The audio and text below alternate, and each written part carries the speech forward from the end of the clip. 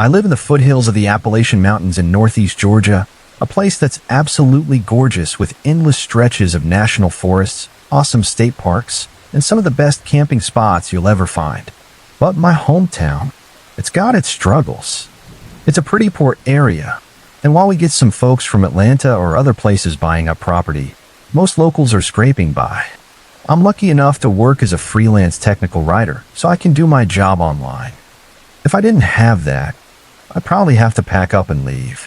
This town can suck the life out of you if you stay too long without something going for you, unless you're one of the few doctors, lawyers, or Georgia Power Company employees. The only jobs around here are at Walmart, fast food joints, or a couple of grocery stores. To the east of town, there's this massive national forest packed with killer camping sites and hiking trails that don't see much traffic. I love hitting those trails with my dog, but sometimes it's a little creepy out there. It's about a 10-mile drive from town, and you're completely cut off, no cell service, no houses for miles. The trailheads have had a lot of car break-ins over the years. You'll see gravel parking lots sparkling with bits of broken glass, probably from smashed car windows. Sometimes you'll spot some real sketchy folks hanging around the trailheads or cruising the Forest Service roads. Those roads are rough, meant for 4x4s, but you'll see these beat-up $500 cars just tearing through them. Some of the people driving look like the kind of dude who'd get crushed by an ATM in a Breaking Bad episode. Still, it's an amazing place to camp as long as you keep your wits about you. A few years back, me and two buddies, Jacob and Isaac, decided to play paintball in the National Forest. Probably not legal, I know.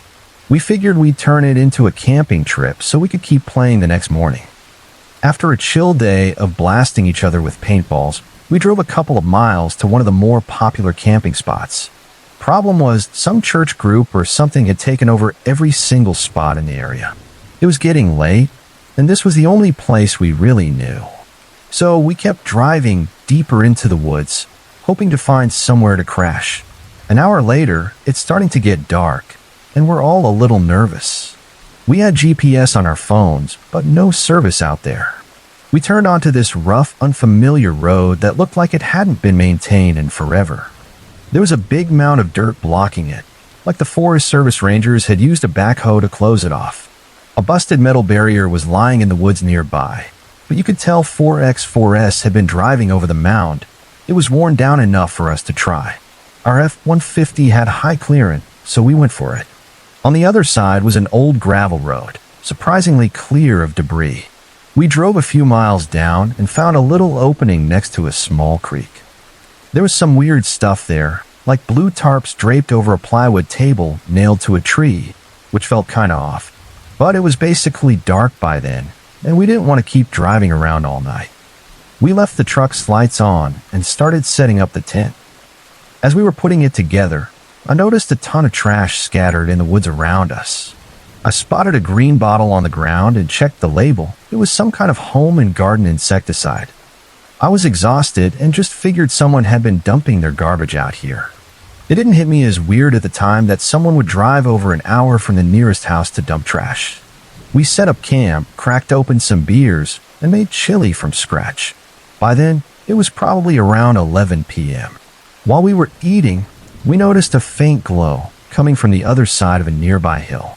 At first, we thought it was moonlight filtering through the trees, but the angles didn't add up. It wasn't a bright light, and it wasn't moving like the kind of glow you'd see over a city. But there were no other roads or campers around, so we ruled that out. The hill was about a quarter mile from our campsite, and normally I wouldn't have cared, but we'd all had a few rum and cokes, and curiosity got the better of us. Jacob and I decided to check it out, while Isaac stayed back to pop some popcorn over the fire. As we walked toward the light, things got weirder. All the trees in the area had their bark scraped off in a ring around their trunks. We thought maybe a beaver from the creek did it, but it was strange. Why would a beaver go around every tree like that? Probably because of the rum. Jacob and I started joking loudly about a ghost beaver. As we got close to the top of the hill, Jacob tripped and yelled, "Oh crap, crap." A few seconds later, the light, whatever it was, just went out. We looked at each other and decided maybe we didn't need to know what was going on after all. We turned around, walked back in silence, and kept glancing over our shoulders every few steps. To be safe, we switched off our flashlight and used the moonlight to find our way back. When we were a couple hundred feet from the campsite, I could see Isaac walking around. He was wearing a hooded coat I didn't recognize, and for some reason, he was carrying his paintball gun. It seemed odd. The fire was dying down, so the campsite was pretty dim. From a distance, it looked like Isaac was searching for something. He kept circling the site and even peered into the tent. As we got closer, we saw him walk up to the road we'd driven in on. We figured he was just stepping away to use the bathroom and didn't want to wander into the woods like we did. When we got back, we sat by the fire and waited for Isaac to return. Suddenly, he stumbled out of the tent, took a few steps, and puked. Turns out, after we left, he had a few more rum and cokes and was pretty out of it. We asked him why he'd been wandering around with his paintball gun, and he gave us this confused look. The guns are locked in the truck's cab. Did you unlock it? We checked the truck, punched in the door code, and sure enough, all our paintball gear was right where we left it. The truck keys were still in the magnetic fob underneath. My stomach sank. Isaac, what were you doing after we left? I asked. He mumbled, I was just watching a movie on my phone and fell asleep, I guess. We pressed him. But you were walking around with your paintball gun, right? Did you change jackets? He swore he'd been in the tent the whole time, wearing the same unhooded fleece all night. Someone had been walking around our campsite, and it wasn't Isaac. We were way too drunk to drive, but we weren't sticking around. We packed up in a hurry, not even bothering to take down the tent properly. Just folded it up with the sleeping bags and all. We jumped in the F-150 and started driving out. When we got to the dirt mound, something gray was blocking our path. The metal barrier we'd seen in the woods earlier was back on its stand, right on top of the mound. By now, we were stone cold sober from the adrenaline. Nobody wanted to get out and move it. My truck had a metal guard on the front, so I inched forward and nudged the barrier. It fell right off, like it was just balanced there. We drove over it, terrified it'd pop a tire, but we got through okay. As we drove down Thebergoyes the road, we saw a vehicle following us with its lights off. It was about 1,000 feet back, but we kept catching glimpses of it in the moonlight whenever the road straightened out. I floored it as fast as you can go on a gravel Forest Service road, and the other vehicle kept pace but never got closer, just stayed 1 or 2 turns behind us. After about 45 minutes of speeding, we hit the main paved road. I took a different route back to my house just to be safe, and thankfully didn't get pulled over for a DUI. I've driven past that metal barrier since then, and it's always been in place. I'll never go down that road again. I was 19 at the time, a girl who loved camping with my friends whenever we were home from college. We'd grab a cooler of beer, some gear, and mess around in the woods. But that night, it shook me. I still love camping, but I'm a lot more careful now. I'm a big fan of camping, especially back when I was 19 and home from college in northeast Georgia, right in the foothills of the Appalachian Mountains. Whenever I'd come back to my hometown, my friends and I would grab a cooler full of beer, some gear, and head out to the woods to mess around. Problem was, when I was at school, none of my sorority sisters or city friends were into camping. They'd rather stay in, so I get these serious withdrawals from being out in nature. One day, the weather was just too perfect to waste, so I decided to go solo. I borrowed a buddy's car, threw in some camping gear, and drove to a spot that was secluded but still close enough to civilization that I could get help if I needed it. Camping alone can creep me out sometimes, but that spooky vibe is part of the thrill. It's like why people read scary stories. It's fun to get a little scared. So I found a nice spot, set up my tent, and got a fire going. I didn't bring much food, just enough to get by, but I was having a blast. I spent the day reading, wandering around the area, and soaking in the peace and quiet. At some point, I got this weird feeling like I was being watched. I froze, heart pounding, and then heard a twig snap off to my right. A second later, a doe bolted from about 100 feet away. I laughed at myself for getting spooked and went back to camp with an armful of firewood I'd gathered. The rest of the evening, I kept freaking myself out, hearing little noises just outside the fire's glow. I tried to shake it off. It's easy to get in your head when you're alone in the woods. I was whittling a stick, sipping on beers in the most unladylike way, and puffing on some cheap cigars. That's another thing I love about camping. No one's there to judge how I act. Around 1 a.m., I decided to call it a night. I snuffed out the lantern, crawled into my tent, and passed out pretty quick from all the beer. About 2 a.m., I woke up to what sounded like footsteps. They were light, almost timid, like something was creeping around. I figured it was a deer or maybe a raccoon sniffing around for food I might have left out. Still, I was on edge. I lay there half asleep, keeping one eye open for about 30 minutes. Then I heard this weird rubbing noise, and the tent fabric started to push in, like something was pressing against it. I was paralyzed, gripping my pocket knife so hard my knuckles hurt. I wanted to stab through the tent, but part of me hoped it was just my frat buddies pulling a prank. Then, as suddenly as it started, the noise stopped. I started to relax a bit, knowing daylight was only a couple hours away. No way was I going back to sleep, though. I realized I should put my boots on just in case I needed to move fast. So I slipped on my steel-toe boots, feeling a little more ready for whatever. I sat there, staying alert, heart still racing. Around 4 a.m., the car alarm on my buddy's car went off, blaring through the quiet. I freaked out, bolted out of the tent, and took maybe 2 steps before someone grabbed me from behind, clamping a hand over my mouth. I tried to scream, but their pinky slipped between my teeth. I don't know how it happened, adrenaline, I guess, but I bit down hard. There was this awful pop, and the guy screamed, yanking his hand away. His pinky fell to the ground, and he took off running down the hill. I didn't stick around either. I sprinted in the opposite direction. I must have looked like a mess running up to a nearby house, a little sorority girl in a wife-beater, boxers, and steel-toe boots, with blood oozing from my lip. I'd bitten myself pretty good in the chaos, not just his finger. The folks at the house were kind. They called the police, gave me some proper clothes, and the guy there even made me a whiskey and coke to calm my nerves. When the cops showed up, they took me back to the campsite at first light so I could get my friend's car. What I saw there made my blood run cold. Right next to the tent was a red gas can. That guy could have just set me on fire in the night. The finger was gone too, meaning he'd come back to grab it. The worst part? They never caught him. Somewhere out there, there's a guy, maybe eating dinner alone, maybe with a wife and kids, missing his right pinky. I worked summers as a camp counselor up in northern Ontario, Canada, at a spot right on a beautiful lake where our summer camp is based. This one time, I was out on a routine camping trip with a group of 10-year-old boys. We'd canoe out to the campsite, set up our tents, and spend the day doing classic camp stuff. Swimming, building forts, playing games, you name it. My co-counselor, Mike, and I took turns keeping an eye on the kids. We cooked dinner over the fire, told stories, roasted ismarais, the whole Canadian camping vibe. It was a blast. Around 9:30 p.m., I told the kids it was time to hit the sack.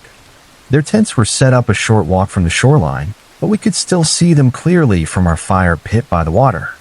Once the kids were tucked in, Mike and I kicked back by the lake, smoking cigarettes and just shooting the breeze. We were just chilling, ready to wrap up the night and head to our own tent soon. But what happened next still gives me chills and has become my go-to scary campfire story. We were staring out at the pitch-black water when we noticed a small light moving toward us, real slow, just above the waterline. At first, we couldn't figure out what it was. A boat? A flashlight? We tossed around ideas for a couple of minutes until it got close enough for us to see it was a light mounted on the front of a kayak. Someone was paddling straight toward our campsite. Now, as camp counselors, we're trained to handle situations like this, strangers showing up when you're responsible for kids on public land. I was ready to give my standard spiel. Hey, we're with a recognized organization, and we'd appreciate it if you could find another spot at camp. But when this person got closer, I froze. Paddling the kayak was this older woman, probably in her 60s, and she looked like something out of a horror movie. Her long, wispy gray hair was trailing in the water. Her skin was leathery and wrinkled, and her eyes, man, they looked lifeless, half hidden under all those creases. She stared right at me, and when she spoke, I noticed she was missing most of her teeth. "Are all your children safe in bed?" she asked, pointing toward the kids' tents. I was so creeped out I barely knew what to say. My heart was racing, but I managed to stammer, "They're fine. You need to leave." She just smiled this eerie smile and said, "That's good." Just as expected for this time. Then she turned her kayak around and paddled off into the darkness. Mike and I just stood there, completely rattled. It wasn't just how she looked, like a walking corpse, but the way she asked about the kids, like she knew something we didn't. It felt wrong deep in my gut. Not knowing what else to do, we grabbed our hunting knives and sat by the fire after checking on the kids to make sure they were okay. They were all sound asleep, thank God. About half an hour later, things got even weirder. I got a text from a female counselor leading another group of kids the same age across the lake. It said something like, "Hey, Sean, quit messing with us. This isn't funny." My kids are freaking out. I called her right away and told her I wasn't playing any jokes, that we just had a creepy encounter with some woman near our site. She sounded shaken up and said one of her kids had opened their tent flap to go pee and saw a woman with long hair standing near the shoreline, arms spread out toward them, just staring. Mike and I didn't sleep much that night, keeping watch by the gate.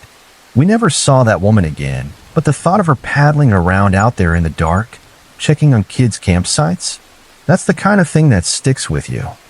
I still tell this story around the campfire, and every time it feels like it happened yesterday.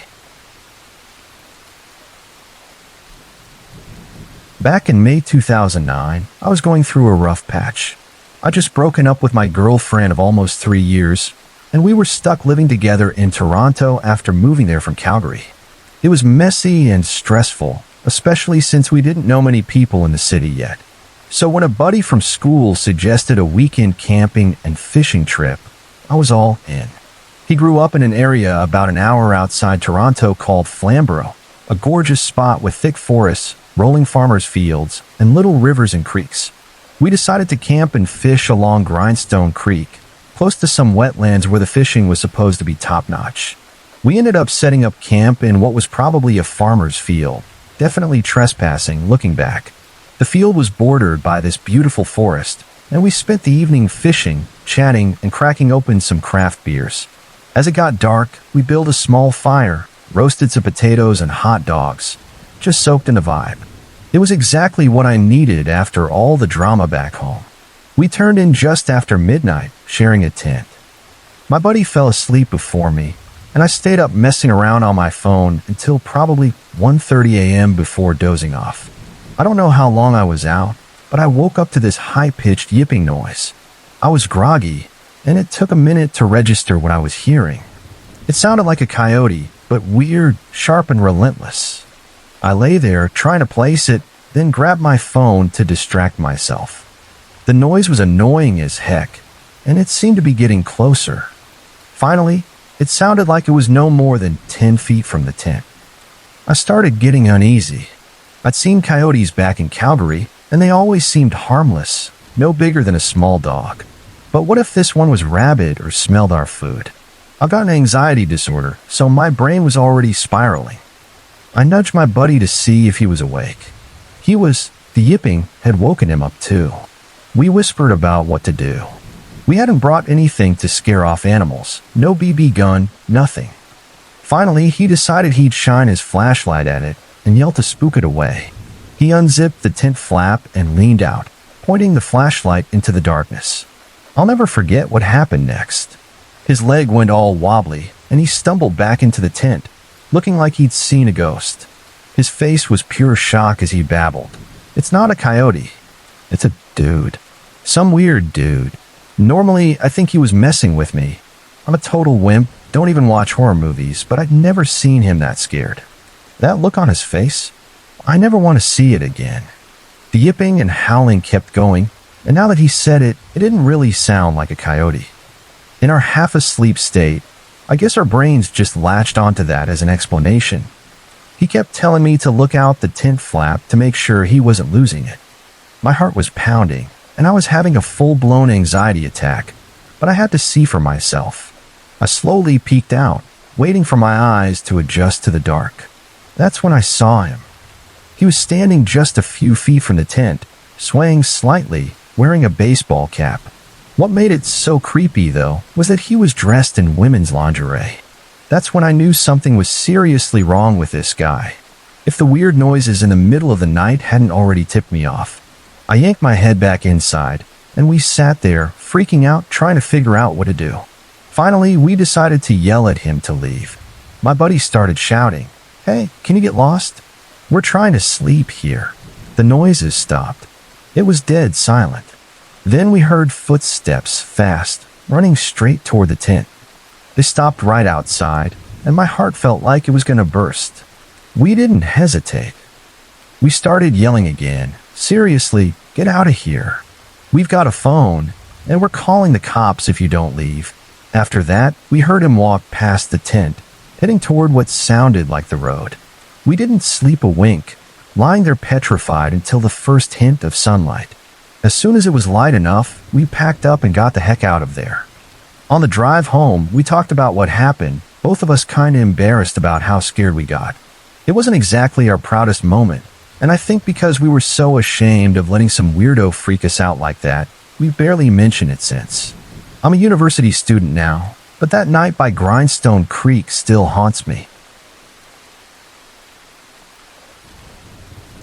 Last week, my wife got it in her head that we should go camping. She's all about nature, loves the trees, the fresh air, all that outdoorsy stuff. Me? Not so much. I'm more of a stay indoors, avoid the bugs kind of guy. But she was so excited, I couldn't say no. So I agreed, just to make her happy, and she was over the moon. The very next day, we packed up our gear, tent, sleeping bags, food, the works, and headed out to this small, secluded piece of land my parents own. It's out in the middle of nowhere, perfect for her nature fix. We got there early in the morning and spent a couple of hours setting up camp. Pitching the tent, getting the fire pit ready, it was a whole thing. By midday, we were done, so we decided to go hiking. The place was gorgeous, I'll give it that. No cell service, no people, just us and the trees. It felt like we'd left the world behind, which was kind of nice, except for the dang bugs. Those things were everywhere, buzzing around my head, driving me nuts. We hiked for a while, but then it started to drizzle, so we headed back to camp just as it was getting dark. We built a fire, roasted some marshmallows, ate dinner, and told scary stories to pass the time. It was actually pretty great, laughing and goofing around by the firelight. But eventually, my wife started looking wiped out, so we decided to call it night. We climbed into the tent, rolled out our double sleeping bag, and snuggled up together. After a bit, I noticed her shivering next to me. "You okay?" I asked, propping myself up on one elbow. "I'm fine," she said, but her teeth were practically chattering. She kept shaking, and finally admitted she wasn't feeling so hot but didn't want to ruin the trip. "I'll be honest, I was secretly thrilled she said that. I was ready to get the heck out of there and back to civilization." I felt her forehead, and she was burning up, like fever-level hot. "Babe, you're not okay," I told her. "We should probably head home." She looked bummed, her face all disappointed in the dim light of the tent, but she nodded, giving in. I helped her up and got her settled in the passenger seat of the car. While she rested there, I started packing up our stuff. I was in the middle of taking down the tent when I heard the car horn blare a couple of times. I dropped everything and ran over. "What's wrong?" I asked, leaning in through the window. She looked pale and freaked out. "I saw someone in the trees above the campsite," she said, her voice shaky. I wasn't sure at first, but then I saw them move, and I know it was a person, so I honked the horn.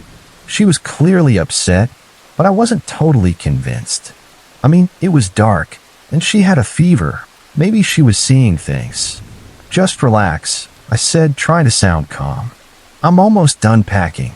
I went back to the campsite, grabbing our stuff as fast as I could. I stepped into the tent to roll up the sleeping bag, and then I heard her yelling my name, but it sounded like it was coming from the woods. "What the heck is she doing out there?" I muttered to myself. Then I heard it again. "Help, Jack, my leg's bleeding." I bolted out of the tent, my heart pounding, and looked toward the woods where the voice came from.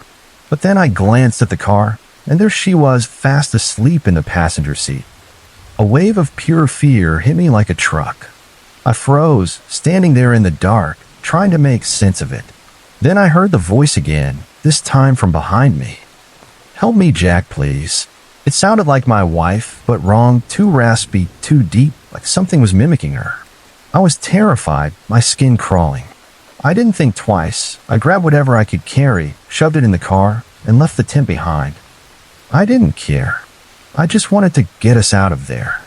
I peeled out of that place as fast as I could, my hands shaking on the wheel. When we finally got home, I asked my wife to tell me exactly what she saw when she honked the horn. She said it was something pale, like a naked person crawling behind the trees. She saw them stand up against a tree, and that's when she hit the horn.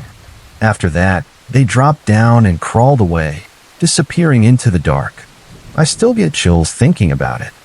That's why I can't stand nature. I've been sitting on this story for a while, and it's taken a lot to finally get it out. I've never told my family, and my friends who were there, we just don't talk about it. But I need to get it off my chest. A little backstory first. I'm not a city guy. I grew up in a small town just outside one of Pennsylvania's biggest cities, only a 5-minute drive from downtown, but it's never felt like home. Me and my buddies were country boys at heart. We'd have bonfires, go fishing, and take camping trips whenever we got the chance. My two best friends, Kevin and Buddha, his real name's Kyle, but only his parents call him that, were like brothers to me. We played football together, grew up practically glued to each other, and did everything as a trio. The thought of splitting up for college was terrifying, so for our last summer together after senior year, we decided to go on one final camping trip before life pulled us apart. We wanted to make it special, so we picked Allegheny National Forest, a place we'd never camped before. On Thursday, we packed up everything: fishing poles, bait, a cooler full of beer, some food, and hit the road early Friday morning. The drive took a little over 4 hours, with a bunch of stops at gas stations and rest areas for snacks and drinks because, well, we didn't plan the road trip part too well. Our parents insisted we bring our cell phones in case something went wrong, even though we pointed out they were 4 hours away if anything happened. But we took them to keep them happy and headed out. When we got to the forest, we kept driving deeper in, wanting to get as far from other people as possible to make it feel like a real adventure. We found this perfect spot right by the edge of a lake, prime fishing territory. We all agreed it was the spot, so we set up our tent, got a fire pit going, and wasted no time taking our canoe out on the water. It was a gorgeous day, sunny with not a cloud in the sky. I even caught a few bass, which we cooked up for dinner that night. After eating, we cracked open some beers. Yeah, we were underage, but we were young and dumb, and sat around the campfire telling scary stories to mess with each other. It was a blast, but deep down, I had this weird feeling like someone was watching us from just beyond the fire's light. There was no sign of anyone, no footprints, no noises, nothing, but it was like a sixth sense nagging at me.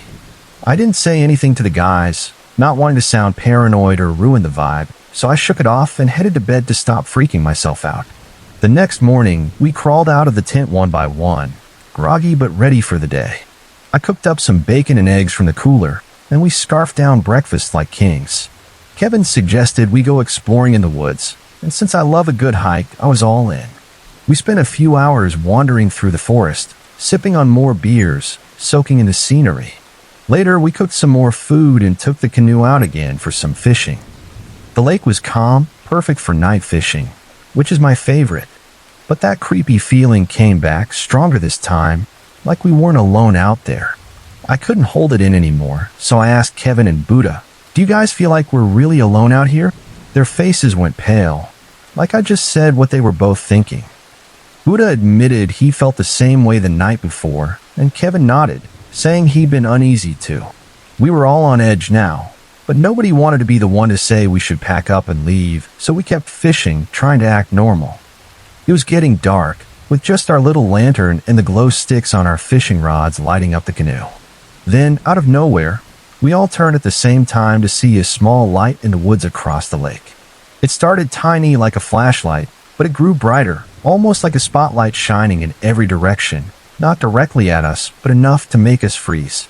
I heard Kevin mumble, "What the heck is that?" I didn't have an answer.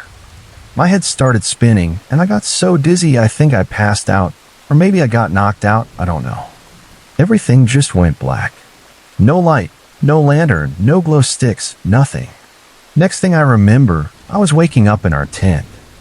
Kevin and Buddha were there too, in their sleeping bags, but they were wearing different clothes than the night before.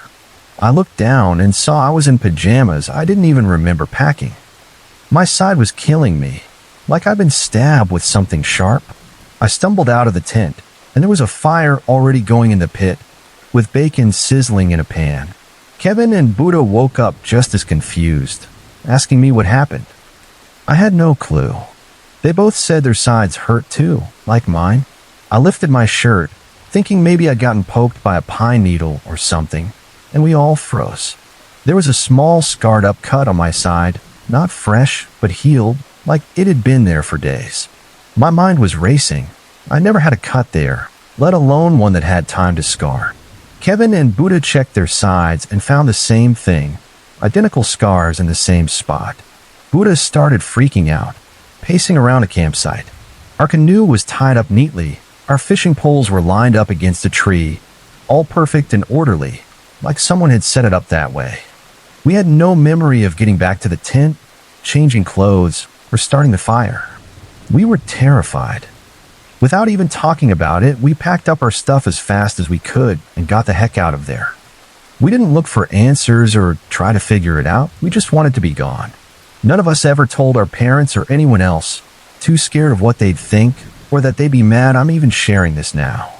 But I need to know if this has happened to anyone else in Allegheny National Forest or if it's just our own private nightmare. A few years back, I was going through a pretty rough divorce. My wife had left me for another guy, and I was at a really low point. My closest friends were actually her brothers-in-law, and even though they stuck by me and are still like brothers to this day, it felt kind of weird at the time to be hanging out with my soon-to-be ex's family. So I was spending a lot of time alone. I just couldn't handle staying at the house all the time by myself, and I pretty much jumped on any excuse to get out. That's how I ended up at a concert at a local bar alone. That's where this story really begins. I was actually pretty excited to see this band. They're from our area but had managed to become pretty big nationally, and they're super popular around here. I showed up early so I could get a seat at the bar and just chill, rather than having to stand in front of the stage with no room to move. I ended up waiting for the doors to open with a relatively small group of people, maybe 15 or 20 of us. One of the others waiting at the door was this woman. She had the look of someone who had been on some very, very heavy drugs for years.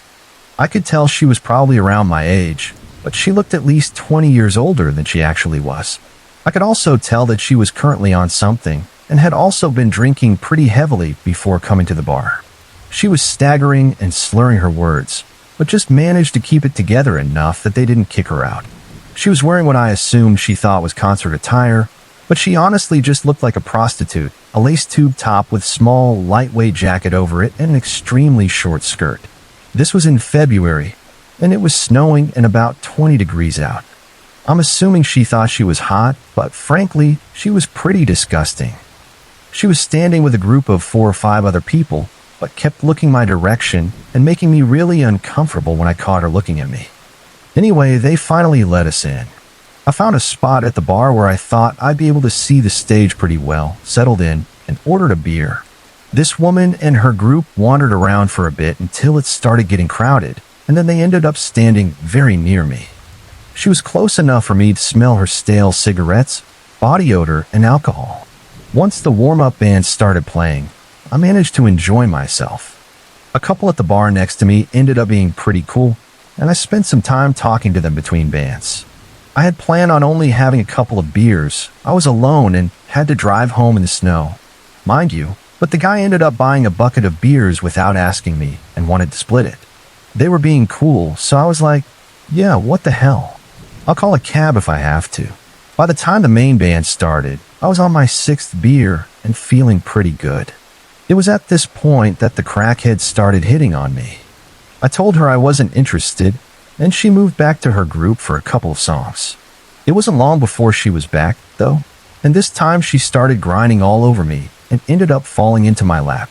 I tried to help her off me as politely as I could, while hiding my disgust. I'm pretty laid back and don't like to be rude to people, so I was still trying to be nice at this point. Unfortunately, instead of taking the hint, she turned and wrapped her arms around my neck, and I was forced to stand up and practically dump her off me. If she hadn't had a good grip on me, I have no doubt she'd have been on the floor. I forcibly pulled her off me and once again told her that I wasn't interested, and she went back to her friends. The next person who came over was one of her male friends. "Yo, what's wrong with you, man? That girl really likes you. Are you gay or something?" Again, trying to be as polite as possible, I replied, "No, I'm not gay. I'm just not interested, okay? Sorry." The two people I befriended luckily had my back and told this dude to just screw off. The girl even told him that I was out of that crackheads league, which definitely made me feel pretty good about myself. He went back to their group, and they moved away, and I went back to enjoying the concert and had a really great time. After the show, the couple told me that they actually knew the band and asked if I wanted to go meet them. Of course I did. Plus, I needed some time to sober up before going home anyway. So they let me out the back with the band's 2 tour buses. Well, they were mostly old RVs anyway. I got to meet the band and hung out with them for a bit, which was really awesome. I was even offered more beer and other things of the greenery variety, if you get my drift, which I declined, knowing that I needed to go home at some point. It was then that I noticed the crackhead and her group. They were still around, and they were all staring daggers at me, the 3 girls, 2 guys. Once I saw this, I sobered up even faster and finally decided that it was probably time for me to leave, since the crowd was getting pretty thin and I definitely did not want to be there anymore. I walked pretty quickly to my car, which was in a fairly empty area of the parking lot, and I could hear the group behind me being belligerent. I jumped in and headed out, and unfortunately, they followed. I could see them get in their car and pull out behind me. It was still snowing, and I knew that I probably still shouldn't be driving even on clear roads, so I was trying to stay calm and not do anything to get pulled over. But a car full of angry, drunken druggies on your bumper tends to make it a bit hard to stick to the speed limit. When I hit the highway, and they were still right on my, but, well, I decided screw it. I'd rather end up with a DUI than dead. So, I started trying to lose them. The roads were slick, but I was in an AWD SUV, and they were in an old beater with presumably crappy tires. In the first sharp turn I took, I skidded a little in the snow, but held it on the road. They were not so lucky. I watched them slide off the side of the road and into the ditch and chuckled to myself victoriously. I'm not heartless, though.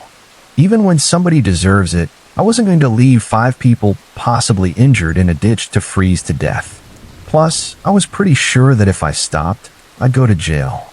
So instead, I called 911 and told them about the incident. I didn't stop, and I didn't mention that they were chasing me, though. I did not want to talk to the cops or go back and have to see them again, and I was also pretty sure that while I felt completely sober at this point, I probably still wouldn't pass a breathalyzer myself. So I just made the call and went home.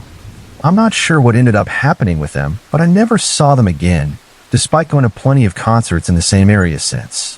What really troubles me, though, is that they were so determined to get me. So this next story happened to my mom's friend in Korea about 10 years ago. And honestly, every time I hear it, I still get the chills. My mom's friend lived in an apartment complex in Seoul. She was a stay-at-home mom with a young daughter, and her husband worked during the days. One day, she was coming home from running errands with her daughter and got into the elevator in her building. When she got on, she noticed there was a man wearing a cap and a yellow raincoat, and he kept his head low so she couldn't really see his face. She immediately felt super uneasy. So she made her daughter stand to the side furthest away from the man. What made her feel even more uncomfortable, though, was that when she pressed the button for her floor, there was no other lit number. On top of that, she noticed he was carrying something wrapped inside a newspaper, held close to his side. Things started to click in my mom's friend's head, and she began to panic. She decided to take out her cell phone and pretend that she was calling home to her husband, who was obviously really not at home and at work. She started saying things like, "Oh honey, I'm on the elevator and about to get off. Can you get the door for me?" Making it seem like her husband was waiting at home. When the elevator did reach her floor, I think she lived on like the 12th floor or something. She quickly got off, grabbed her daughter, and started to walk as fast as she could to her apartment. She noticed that the man also got off on her floor and was following her slowly down the hall. When my mom's friend got to her door, she started to bang on it and shout, "Honey, darling, please open the door," kind of pretending like he was coming to answer the door. Upon seeing this, the man in the yellow raincoat started to walk away back towards the elevator. When he seemed to be far enough away, my mom's friend quickly picked up her daughter and slid open the door frantically. This is usually how people get into their homes in Korea, and started to frantically punch in her key code. But the problem was the buttons would make a sound, so the man knew that no one was going to answer the door for her. Then he turned around and started to run back towards her. My mom's friend at this point was practically screaming. When she finally got her door open, the first thing she did was shove her daughter in through the door. When she got it herself, she saw that the man was pretty much right at the door, but she managed to shut it and lock it before he could wedge his hand or a weapon into the door. Afterwards, looking through the door's peephole, she saw that the man was walking away towards the elevator. Several months later, my mom's friend was watching the news, and there was coverage on the capture of a serial killer named Yu Young-chul who used to kill a lot of prostitutes. She told my mom that she could never forget the dread she felt when she saw the two familiar yellow raincoat and hat that he was wearing when he was apprehended. Here's the thing, I'm 18, male, 6 foot, 180 pounds, and I generally don't get scared easy. But lately, I've noticed some really strange stuff happening in the house. A little backstory. I've lived here for 10 months with my grandparents.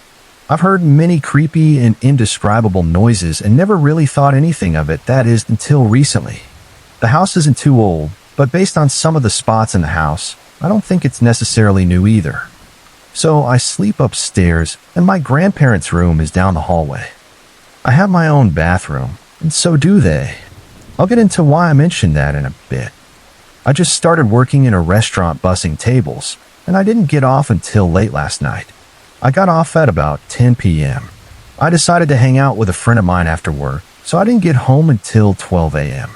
My grandparents hit the hay around 10 o'clock every night because they have to get up early in the mornings. I was tired, so I got home and just went in my room and shut my door. I have a closet next to my bed that has a door. Now, I vividly remember looking at it to make sure it was shut and the light was off. I've heard some creepy noises coming out of that closet before, and I always keep an eye on it just in case. But for some reason, when I was looking at it, I had this sudden feeling wash over my body. It was the weirdest urge, the urge to cry. I don't know why. I just stopped looking at it and got into bed, but something just didn't feel right. It was pitch black in my room, and I was trying to fall asleep. I checked my watch, and it was a little after 1 a.m. Again, I laid my head down to try to finally fall asleep, but not even a minute later, I heard a series of soft footsteps right outside my door. Obviously, I was pretty terrified at this point. Again, there's no reason my grandparents would be out, and I would have heard them open their door in the dead silence of the night. Their bathroom is in their room, so they wouldn't have had a reason to leave even if they did have to use the bathroom. As I laid there, literally shaky, eyes closed, just trying to fall asleep, I kid you not, from inside my closet, I heard something fall and hit the floor. Needless to say, my heart almost stopped in that moment. At this point, I just wanted to ignore everything, fall asleep, and be done with it. But it was about another hour before I finally fell asleep. Here's the next creepiest part. I wake up all alone in the house, the grandparents are in meetings and such. I look over at my closet, and my heart sank. It's just barely open, just enough for something to look at me sleep or something. To top it off, the light was also turned on in the closet. Now that it's the morning and there's some daylight, I was feeling a bit more confident. I approached my closet and opened it, and there, just laying on the floor, were 2 of my shirts with a hanger still on. And they weren't even under where I hang my shirts, but across the closet, like they were moved there or thrown there or something. I just hung them back up and closed the light and shut the damn door. Now I'm just waiting to see what happens again. This isn't the first time that I've heard anything creepy happen in the closet. This is just the most that's ever happened at once, and it was pretty damn noticeable this time. I've always believed in something, and I've had one other experience in a different house when I was a junior in high school. The feeling I had back then was the same feeling as my experience last night. I'm going to do a series of tests and recordings over the next couple of months until I can prove myself wrong or right on whether something is here with me. Hopefully I'm wrong. I'm not really sure how to begin this, but I'll try to be as brief and concise as possible. It was the summer of 2004, and my family was supposed to vacation in Maine. My father was stuck in meetings, so he was going to come up from Manhattan a few days after us. My mom wanted to drive up, which was super annoying to me at the time, but no, we didn't have a choice. So my brother's sister and I were herded into the car, and we started the drive. I was about 14 at the time. The drive was uneventful, but there were various delays, and we ended up getting in a lot later than originally planned.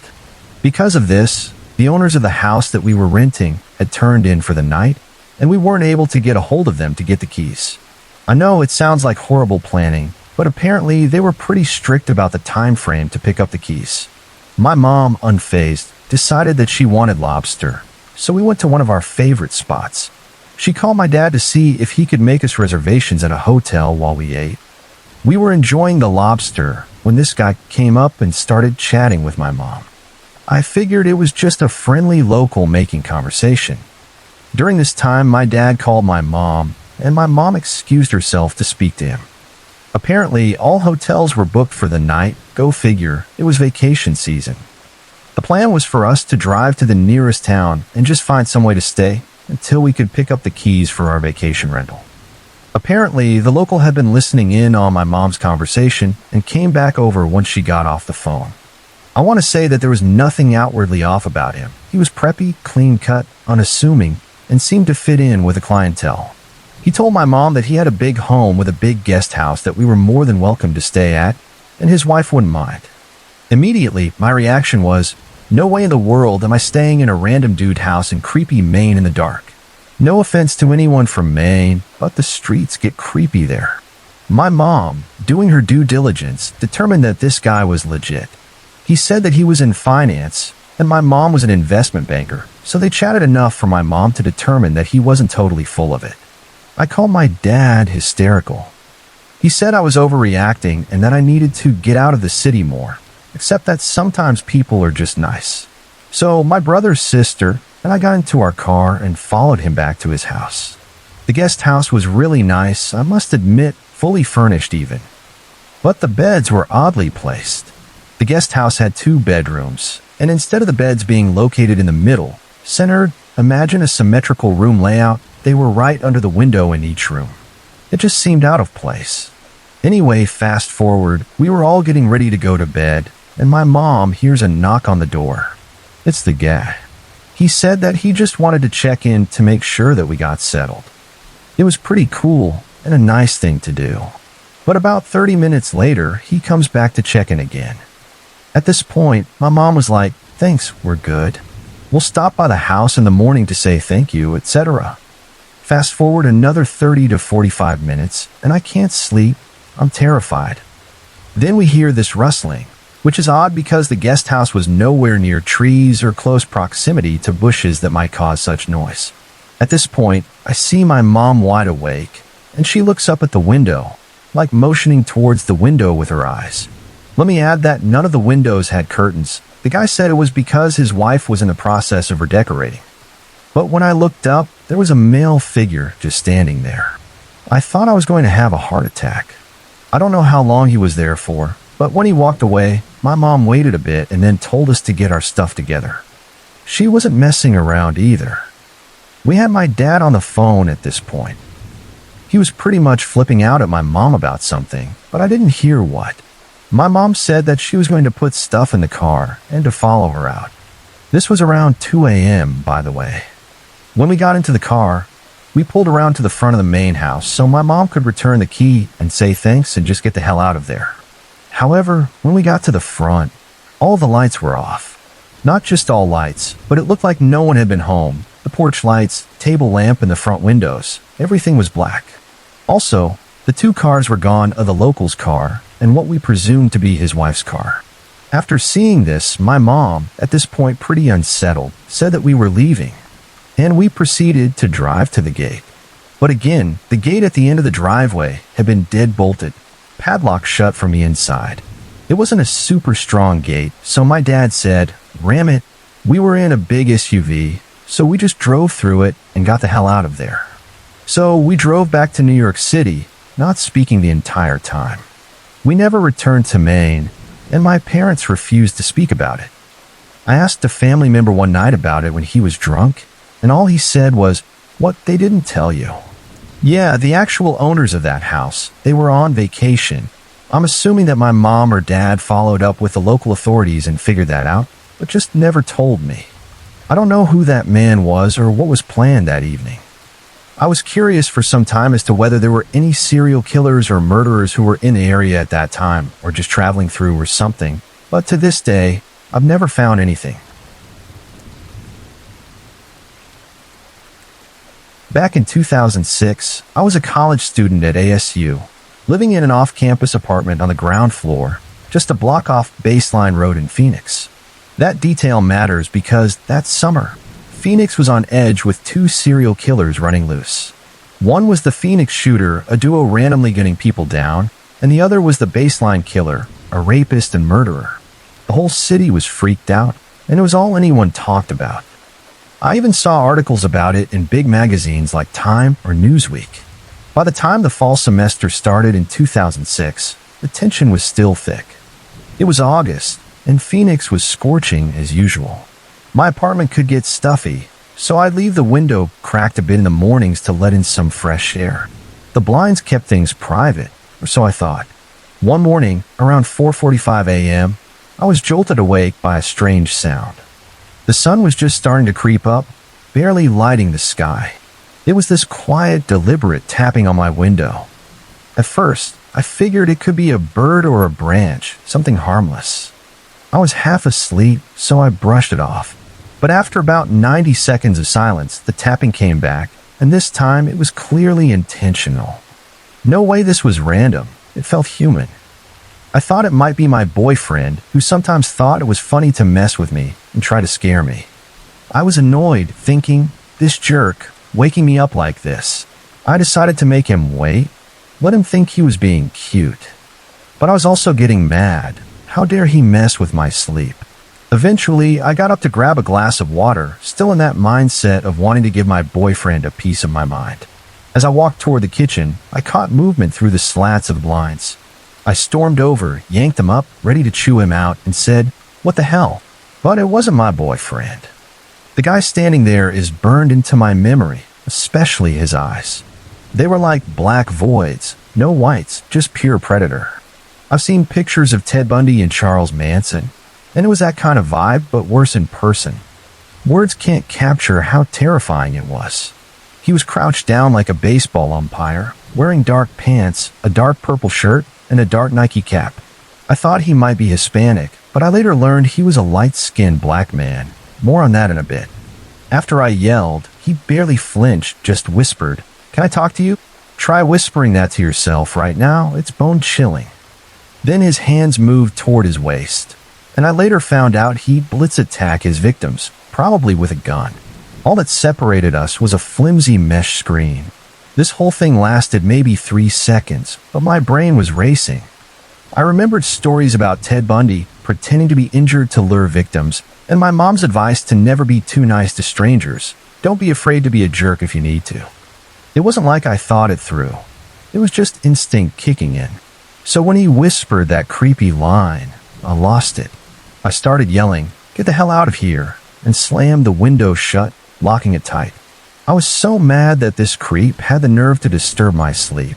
I lay back down, wondering if I'd been too harsh.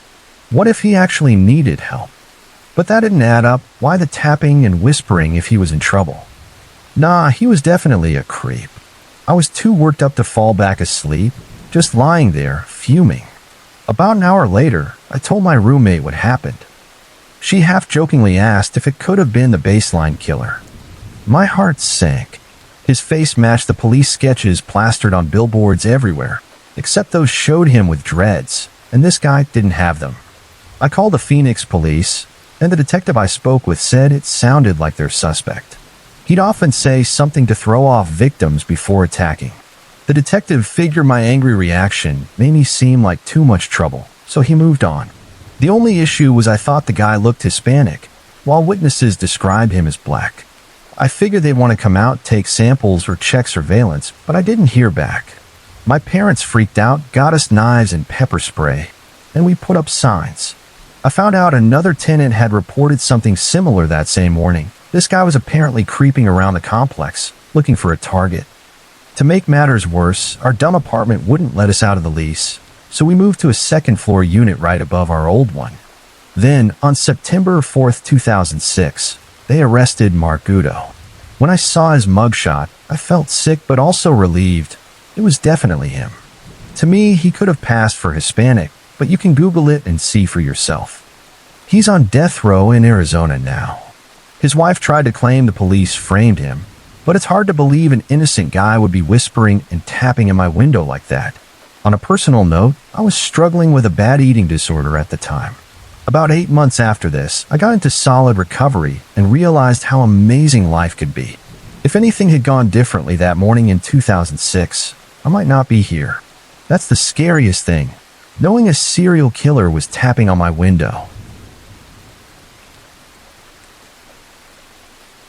In my town, there's this stretch of road in a valley with a little river running alongside it. It's a gorgeous drive, probably only about 15 miles until it dead ends at a nature center where there are tons of trails for hiking and people spend whole weekends out there camping, fishing, and hunting. The cell service cuts off about halfway there, but I drive that road all the time. It's a great drive to take when my infant naps in the car, and my toddler absolutely loves looking for all sorts of wildlife along the way. There are a few houses along the road, mostly tucked up on the side of the mountain, hidden in the trees, but we usually pass a few people out for a jog or walking their dog. One morning, the baby fell asleep in the car, so we decided to take a drive to the nature center and back, hoping to spot a moose or an eagle or something. It was about 6 degrees out, and the roads were kind of icy, but they weren't too bad. We got to the dead end, turned around, and started heading back towards town. When we were about a mile down the road, I saw 2 people walking along the shoulder. It's not unusual there. It was a pretty morning, actually. But as I got closer, one of them, a woman, suddenly jumped out into the middle of the road, frantically waving me down. I slammed on my brakes, but with her right there in the middle of the road and it being a bit slick out, I slid a little towards her with my car. I finally managed to stop. The way she flagged me down, I thought maybe one of them had gotten hurt or something, and with no cell service where we were, maybe they desperately needed help. I cracked my window, and the 2 of them ran up to my car. The guy, though, hung back behind my car in my blind spot, which, I have to admit, immediately made me a bit nervous. I couldn't get a good look at him, but that was red flag number 1. The lady came up to the passenger window and said their car had broken down and they needed a ride into town. But here's the thing. I hadn't passed a single parked car along the road, so that was red flag number 2. I explained that I had my kids in the car, so I obviously had no room, and honestly, I wasn't comfortable having strangers in my car with my kids there. That just made her mad. I offered to call them a cab or even an Uber if I could get a signal, but she flat out refused those options. Then she started trying to open my car door, which thankfully was still locked. The guy behind my car started yelling and cursing at me. So I just said sorry again and just drove off. As soon as I drove far enough to get a cell signal, I called a non-emergency police line to let them know about the stranded hitchhikers. Turns out, the police were actually looking for them because one of the homeowners along that very road had found them sleeping in his car. Apparently, they were trying to get back into town to disappear before the cops found them. I had kind of brushed it off, that is, until a week later when I was watching the evening news. They were a featured story because they were a husband and wife, and he had murdered her and then tried to frame it as if she had just tripped and fallen down the stairs. I mean, with that piece of information, there's absolutely no doubt in my mind that if I had let them into my car, or if they had successfully forced their way in, he definitely would have killed me too, just for my car. It's a chilling thought. My mom, she owns her own business, and she works extremely hard. This means she spends many late nights sitting on the living room floor with her work sprawled out all around her. One night back in 2003, she had a typical routine going, sorting through paperwork and making piles. It was late, close to midnight on a Wednesday, so when the phone rang, she was a bit surprised. My dad worked third shift at a factory, so she assumed it was him. When she answered the phone, there was no reply, just lots of heavy breathing. Admittedly creeped out, she hung up and called my dad immediately. He told her he hadn't called, and she just left it at that. Keep in mind, this was almost 15 years ago, and we live in a small town with practically no crime. We never even locked our doors and were never scared of dangerous people at all. But the phone calls, they just kept coming. Every night, multiple times a night. And the person on the other end, they actually started talking. He started by saying, "Hello, Diane. You're so beautiful. I'd love to meet you." And things quickly escalated into him going into graphic detail of how he wanted to harm her. Of course, she stopped answering the phone, and she informed the police too, but nothing was ever done. The phone would just continue to ring.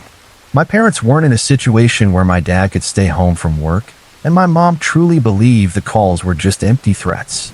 So things continued on until one night it got really intense. My mom was sitting on the floor in front of our huge mirrored cabinet with all her work around her. The phone rang, and she ignored it as usual. She was concentrating hard on a piece of paper in front of her when a glimmer of light in the mirror caught her eye.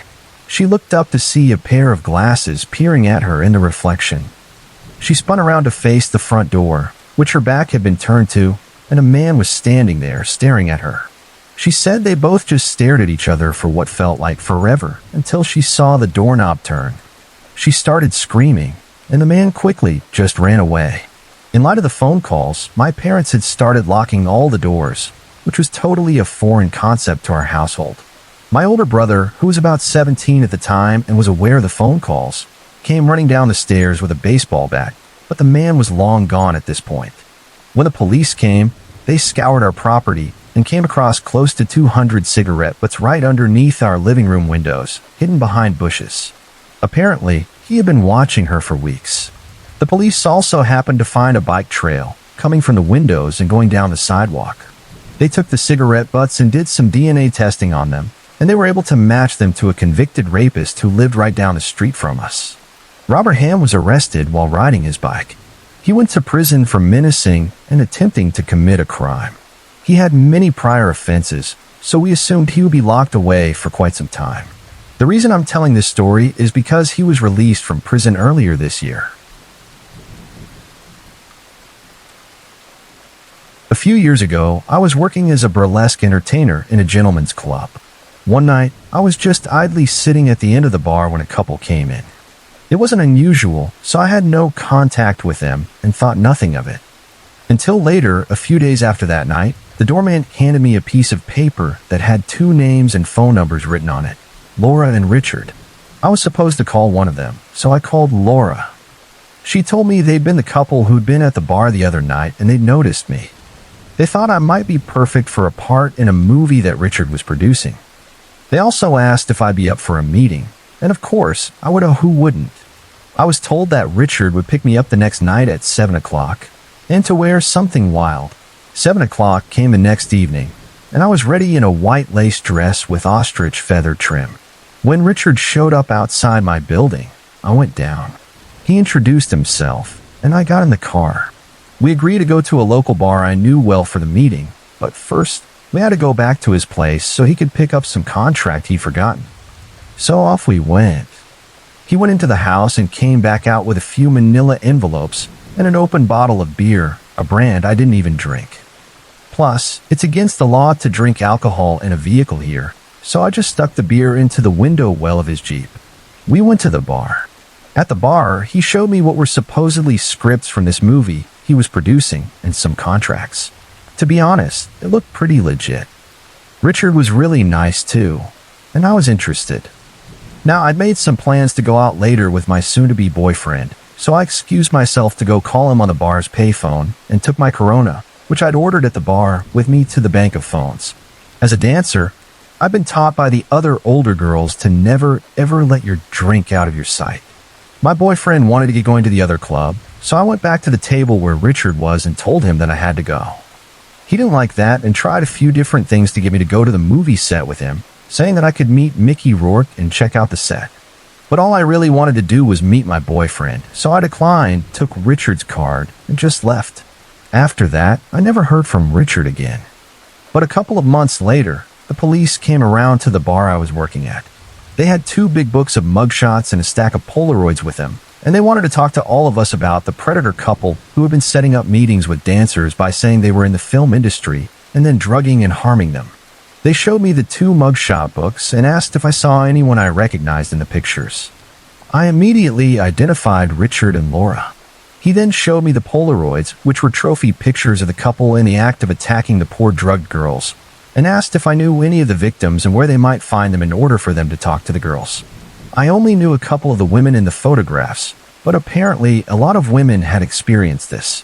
Richard and Laura were prosecuted eventually. He went to jail, but apparently she didn't because she was from a wealthy family, and she also turned witness on him, allegedly. About 12 years after Richard was convicted, I saw in the newspaper that he was up for the possibility of parole. So I wrote a letter to the parole board telling this story and urging them not to let him back out because he's a dangerous offender who should have to stay in prison for the entirety of his sentence. If I had drunk that open beer that he'd handed to me in his Jeep on the way to that meeting, I wouldn't have made it and would probably have ended up in the same stack of Polaroids. Girls and guys, always keep your eye on your drinks. Have fun, but be careful out there. This is an encounter from about 10 years ago, and it took place in the Milwaukee airport. I was 19, recently independent, and discovering my identity. In doing so, I had developed a relationship on MySpace with a girl from North Carolina, and I was completely infatuated. We talked online, video chatted, texted, and called each other constantly for 6 months, and we finally figured out how to meet in person. She came to visit, and it was perfect. I was totally obsessed, and that was that. We're still together to this day. Then it came time for her to fly back to North Carolina, and here's where things started to go wrong. She had a flight to catch, and I was dragging my feet, trying to absorb every last moment and commit it to memory, as I didn't know how long it would be until I got to see her again. We got on a city bus, bags in tow, and headed to the airport. The bus trip took longer than we anticipated, and when we reached the airport, it was 5 minutes until boarding. We ran to the luggage check-in, only to be told that apparently she had missed her flight, and my lovely dallying had made her miss a flight. A small part of me was secretly happy, but I had no idea what to do. I didn't have a car or much money to get her another flight. However, the woman at the luggage counter offered her another seat on a later flight, 8 hours later. Again, I had no car, and I was planning on riding the bus back. We really couldn't leave the airport easily, so we looked for a spot to post up for a few hours. No problem. She had her laptop and some blankets and pillows meant to use on the flight. Well, we could hang out for a little while longer, and I was actually looking forward to the additional time together. So we set off in search of somewhere to sit down and stretch out for a few hours. Meanwhile, I called my roommate at the time and asked if she could come down and bring us some food and my wallet that I'd left at home. We combed the airport and found an empty family room, complete with chairs, a love seat, plenty of wall outlets, and even better, it had a door. There was also a large bathroom, but the door was closed. The airport was pretty desolate at this point, and there was no one waiting to use the room, so we set our stuff down, plugged in our computers, and got out some pillows and snuggled down to watch a movie while we waited. My roommate eventually showed up, and we directed her to the room over the phone. She brought snacks and drinks and decided to wait with us and give me a ride home after. It was really cool, and we only had like 6 more hours to go. The 3 of us sat in the secluded room watching movies, with my roommate mostly on the phone with her girlfriend. Eventually, at some time during our second movie, I think it was, we were startled by the sound of a door opening. Only it wasn't the door we came through, which had been closed the entire time. It was the bathroom door. A man walked through the door and sat down across from us. He had been in that bathroom the entire time that we were in there. Stupidly, none of us had bothered to check the bathroom. The light was on, but there hadn't been any sound coming from it. The man sitting across from us was average height, a little bit overweight, with dark hair and olive skin. His hair was wet, and he was holding a towel, running it over his head and scrubbing at his hair the way you do when you've just finished a shower. He didn't have any shoes on. He was barefoot. He had no luggage with him. He was wearing khaki cargo shorts, a white undershirt, and an unbuttoned Hawaiian print shirt over the top. At this point, he was just sitting across from us, acting casually, as if he hadn't been in the bathroom for more than 2 hours, silently. Eventually, he broke the tension in the room by asking us where we were flying to. We answered as casually as possible, without giving away any information about ourselves. We asked him where he was going, and he said, wherever the wind takes me. Okay, we were vague, but that was just straight up avoidance. I tried asking where he was from. Nowhere. I have no home country. I was confused at this point and tried to ask him where he'd come from. Was he a local to this area? No. I'm from nowhere. I just go wherever. Okay, so now I'm thinking maybe he's homeless and was just using the bathroom to clean up. No big deal. If that's the case, he'll wander off eventually, right? My roommate got up to find better cell reception and walked out the door we came in through, intentionally leaving it wide open.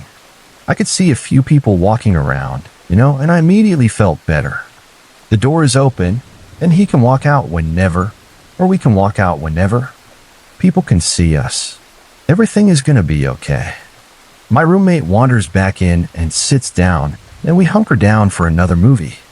But by now, the man is dozing off in the armchair he sat in. We did our best to just ignore him, though making sure the door was left open and people could see us.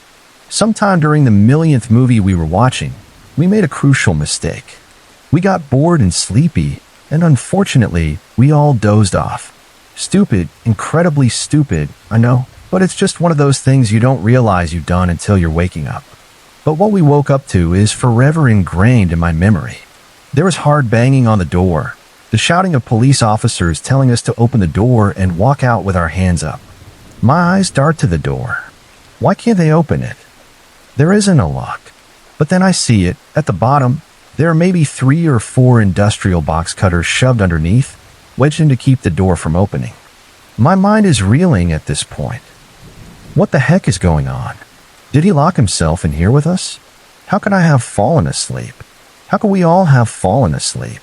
The man then starts talking. Okay, no problem. I'll open the door. Hang on just a minute. He walks over to the door and pulls the box cutters from under the door, sliding their blades back into their hulls, and places them in the pockets of his cargo shorts. He opens the door, and the police immediately handcuff him and escort him away. All the while he's explaining that he just wanted privacy, didn't mean any harm. Sure, dude, you need box cutters shoved under the door for privacy while you're in a secluded room with 3 19-year-old girls, right? After everything settled, the police asked us if we were okay and explained to us that apparently they'd been looking for this guy. He allegedly had a habit of coming to that airport and hiding out, harassing people, and just being a general nuisance. We assured the police that we were okay, unharmed, and just rattled by the whole situation. In the end, we never did find out where he was from, or where he was going, or even who he was. My name's Matt Harris. I'm 38, and I've been working as a morgue technician in a city hospital in upstate New York for over 15 years now. You get used to the silence, the smell of chemicals, and the coldness that seeps into your bones, but nothing, and I mean nothing, could have prepared me for what happened during that shift. It was a cold November night. Outside, a steady drizzle painted the windows, and the wind howled through the alleys like some wounded animal. I pulled the short straw and ended up with the overnight shift. That in itself wasn't unusual. I've worked plenty of those. But that night was different, and it started with the body that came in just before midnight. A Jane Doe, no ID, mid-30s, victim of a brutal hit-and-run. Head trauma so severe the skull had collapsed inward. They said even facial recognition wouldn't help. Paramedics said she was Doe. They zipped her up and wheeled her into storage room 4, the last one at the end of the hallway, right under that one flickering ceiling light we've been meaning to fix for months. My coworker, Pete, finished his shift just before I started. As he handed over the log, he gave me a look. Not a joke, not one of his usual have fun with the dead grins. Just a quiet warning. "Room 4 feels off tonight," he muttered. "I'd keep the lights on if I were you." I chuckled it off. We've all got our superstitions. Hell, I made plenty of jokes about this place myself over the years. But by 1 a.m., I wasn't laughing anymore. I just finished logging the new intake and made myself a cup of coffee. Sitting in the break room, I lit a cigarette and stared out into the corridor. The hallway stretched long and dim, lit by those harsh fluorescents that always buzz a little too loud when the world is quiet. At the end of the hallway, room 4 sat in the shadows, and that damn ceiling light outside the door kept flickering, like it was gasping for power. I remember thinking the hallway looked longer than usual. I took a drag, exhaled, and told myself to stop watching so many horror movies. Then I heard it. A soft dragging sound. Not loud, not dramatic, just deliberate, like something heavy being pulled across the tiled floor. I froze. The sound came again, closer this time. A slow, scraping drag. There are a million explanations, I told myself. Old buildings creak. Rodents. Air vents. But the problem was this sound wasn't random. It was rhythmic, and it stopped every time I stopped moving. I grabbed my flashlight and a steel batten we keep in the supply closet. My heart was hammering a little harder than I like to admit. I walked slowly toward room 4, the sound growing fainter, or perhaps retreating. When I reached the door, I hesitated. The flickering light buzzed above me like a warning. My hand, gloved and slightly damp with sweat, gripped the door handle. I opened it slowly. The light inside room 4 flickered a few times, and then held steady. The room was empty, except for the lone gurney in the center, holding the woman from the accident. But something wasn't right. The sheet covering her body had slipped off her face, or rather been pulled down. I distinctly remembered covering her fully. We always do. Standard protocol. But now half her face, or what was left of it, was exposed. A grotesque, caved-in skull, one eye socket empty. But the part that made my stomach turn, the corner of her mouth was curved upward. Not naturally, more like the remnants of a grin carved into mangled flesh. I stepped forward, trembling, ready to pull the sheet back up. That's when the lights cut out completely. Total darkness. Just me, the gurney, and whatever the hell was breathing behind me. I swear I heard it. Breathing. Raspy, shallow, and close.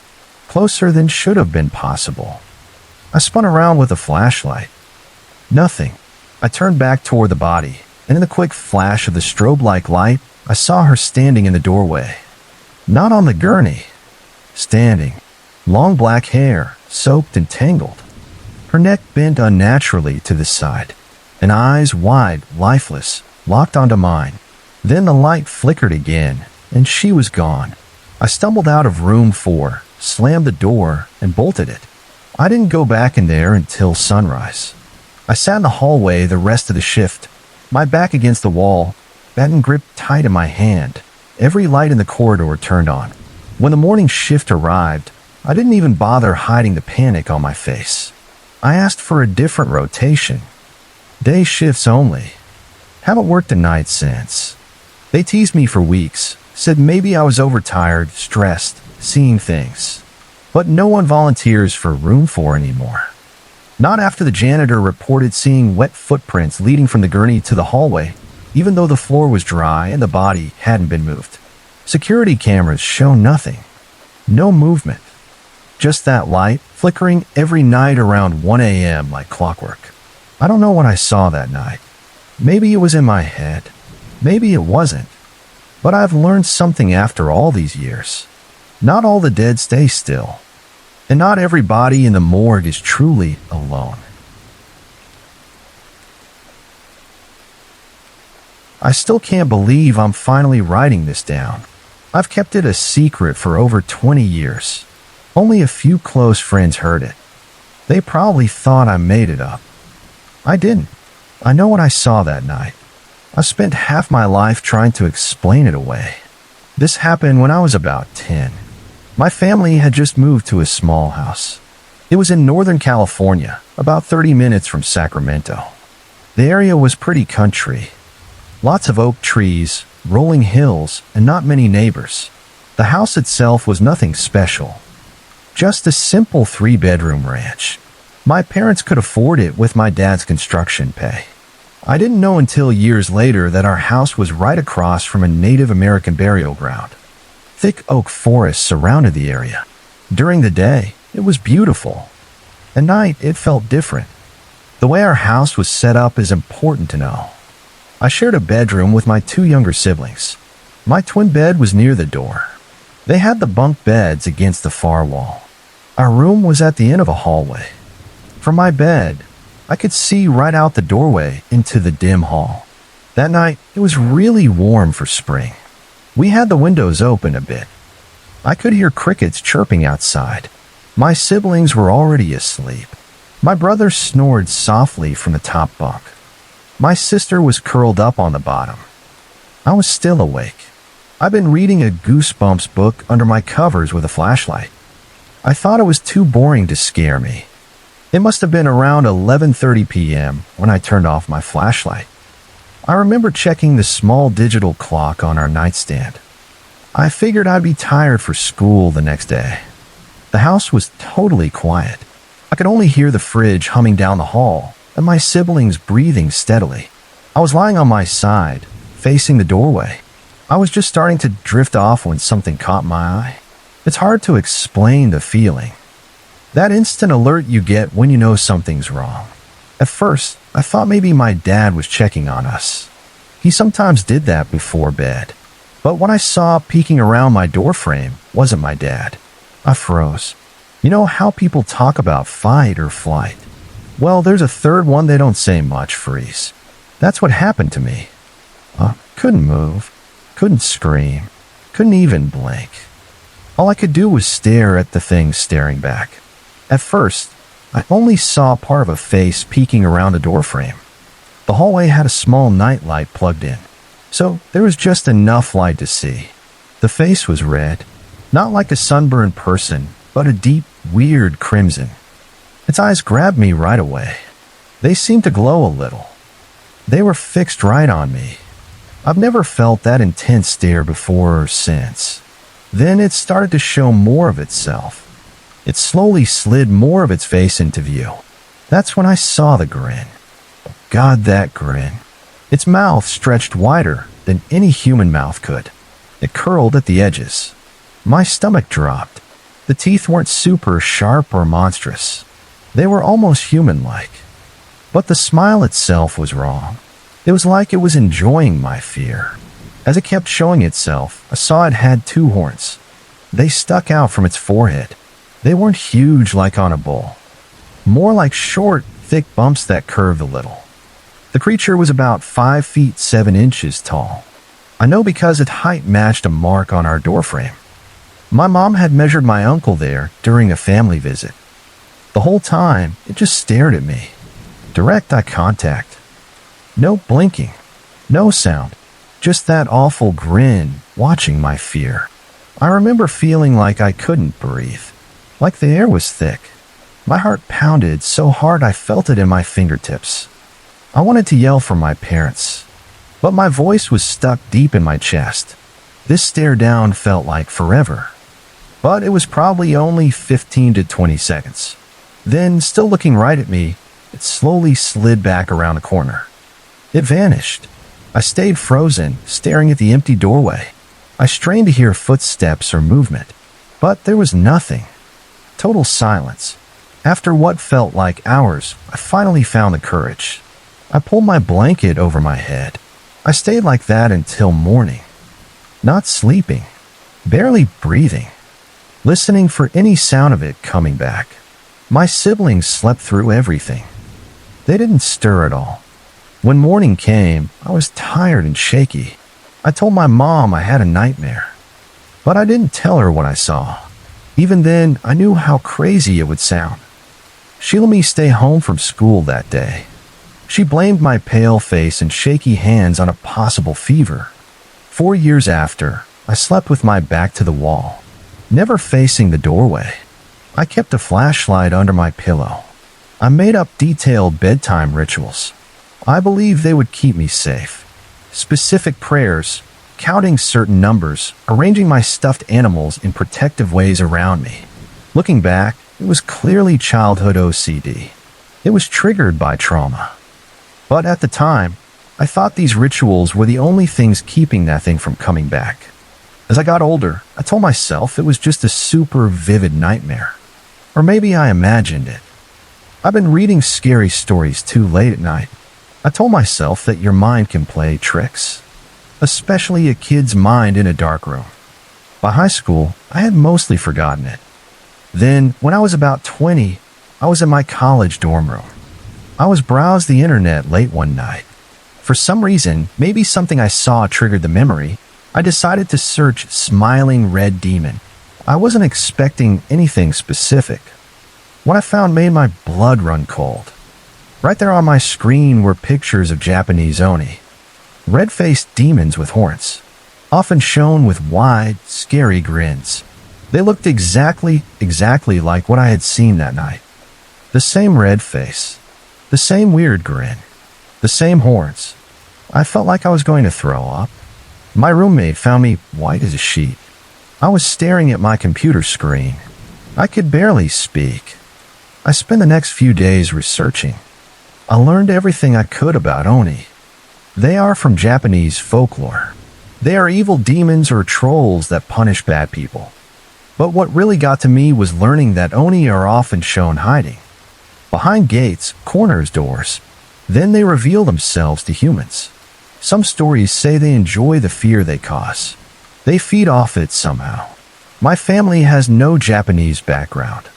We had no Japanese neighbors. At age 10, I knew nothing about Japanese culture or myths. I grew up in a country area. There wasn't much diversity. I watched American cartoons and read American books. There's no way I could have known what an oni was or what it looked like before that night. So, how did I see one? I'm 36 now. I have a law degree, a good career as a corporate attorney, a mortgage. I'm the kind of person who deals with facts, proof, rules. I spent my adult life in a job that values logic and clear answers. And yet, I still can't explain what I saw that night. The only idea that makes sense to me is this: the burial ground across from our house somehow connected to something beyond our normal world. I've learned that many Native American traditions talk about thin places. These are spots where the line between worlds is weak. Maybe that was one such place. I've also wondered about the timing. Why did it show itself to me? Over the years, I've come to believe it wasn't there to hurt me. I was a child, still innocent in many ways. Maybe it was just curious. Or maybe it wanted to show itself, to prove that there are things in this world we can't understand. A warning, maybe, or just its own way of having fun. Sometimes I wonder if I could call it back if I tried. If I went back to that house, stood in my old bedroom, waited for it in the dark. But the thought makes my skin crawl.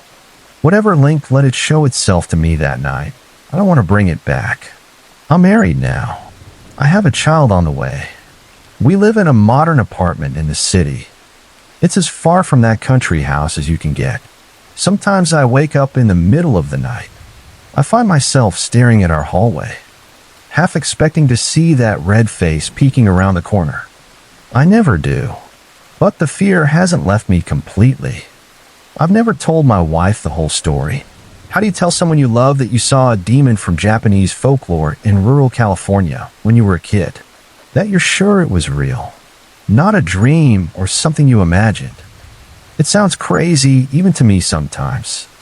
But then I remember those eyes, that grin, the slow, deliberate way it showed itself to me, enjoying my terror.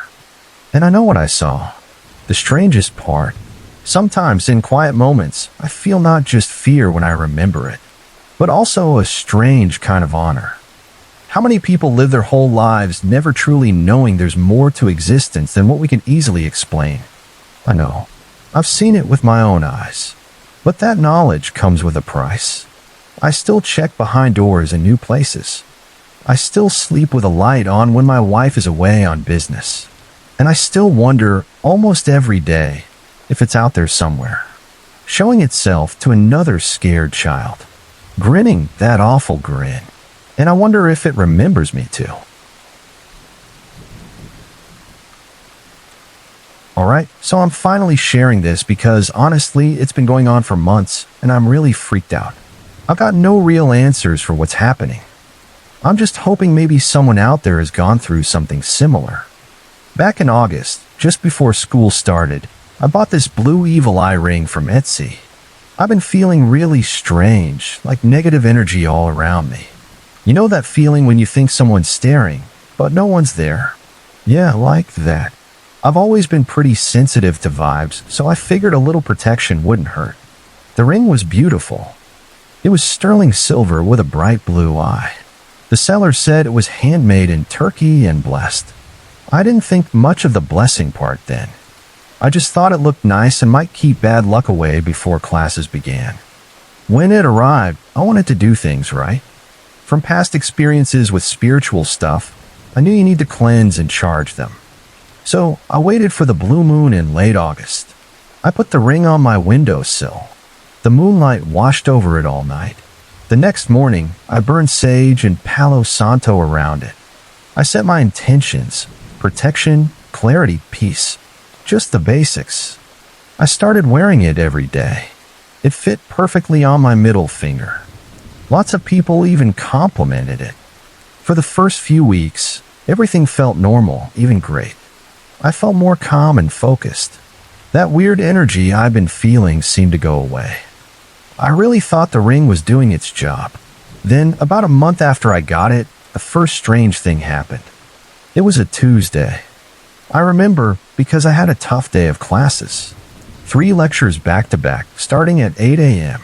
I got home around 4 o'clock, totally exhausted. I took off my ring and put it on my nightstand. I always did that before showering. I clearly remember putting it right next to my lamp, on top of my psychology textbook. I took a quick shower, maybe 15 minutes max. When I came back, the ring was gone. At first, I just thought I was tired. I figured I'd put it somewhere else without thinking. I checked my pockets, my backpack, even the bathroom counter. Nothing. I looked under the nightstand, under my bed, in my sheets. Still nothing.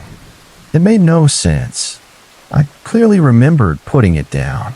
My sister, Emma, shares the apartment. I asked if she'd been in my room or seen my ring. She gave me this weird look. She said she'd just gotten home a few minutes before and definitely hadn't been in my room. I believed her. We always respect each other's space. She wouldn't take things without asking. I spent about an hour looking before I gave up. I was upset. I'd already grown attached to it, and it wasn't cheap. I fell asleep that night feeling annoyed and confused. The next morning, I got up for class. There was the ring sitting on the floor right next to my nightstand. In plain sight, in a spot I had definitely checked many times the day before. I stood there staring at it for a whole minute. I tried to understand what I was seeing. Had I really missed it? No. I'd even moved my nightstand to check underneath. I picked it up and looked at it closely. It was definitely my ring. It looked exactly the same. No damage, no dirt. Nothing to show where it had been. I put it on and tried to shake off the strange feeling. I told myself I must have been more tired than I thought. I must have just overlooked it. But then it happened again 3 days later. This time I'd placed it on my dresser while doing my makeup. I turned around to grab something from my closet. When I turned back, it was gone. I immediately started searching. I thought maybe it had fallen. But it was nowhere. I even got on my hands and knees with my phone flashlight. Nothing. That time, it stayed missing for 2 days. I was in the kitchen making coffee when Emma called out from the hallway. "Hey, isn't this your ring?" She was holding it up, looking confused. It was just sitting in the middle of the hallway floor. I took it from her, completely baffled. "Did you move it?" I asked. "Why would I take your ring just to put it on the floor?" She replied, rolling her eyes.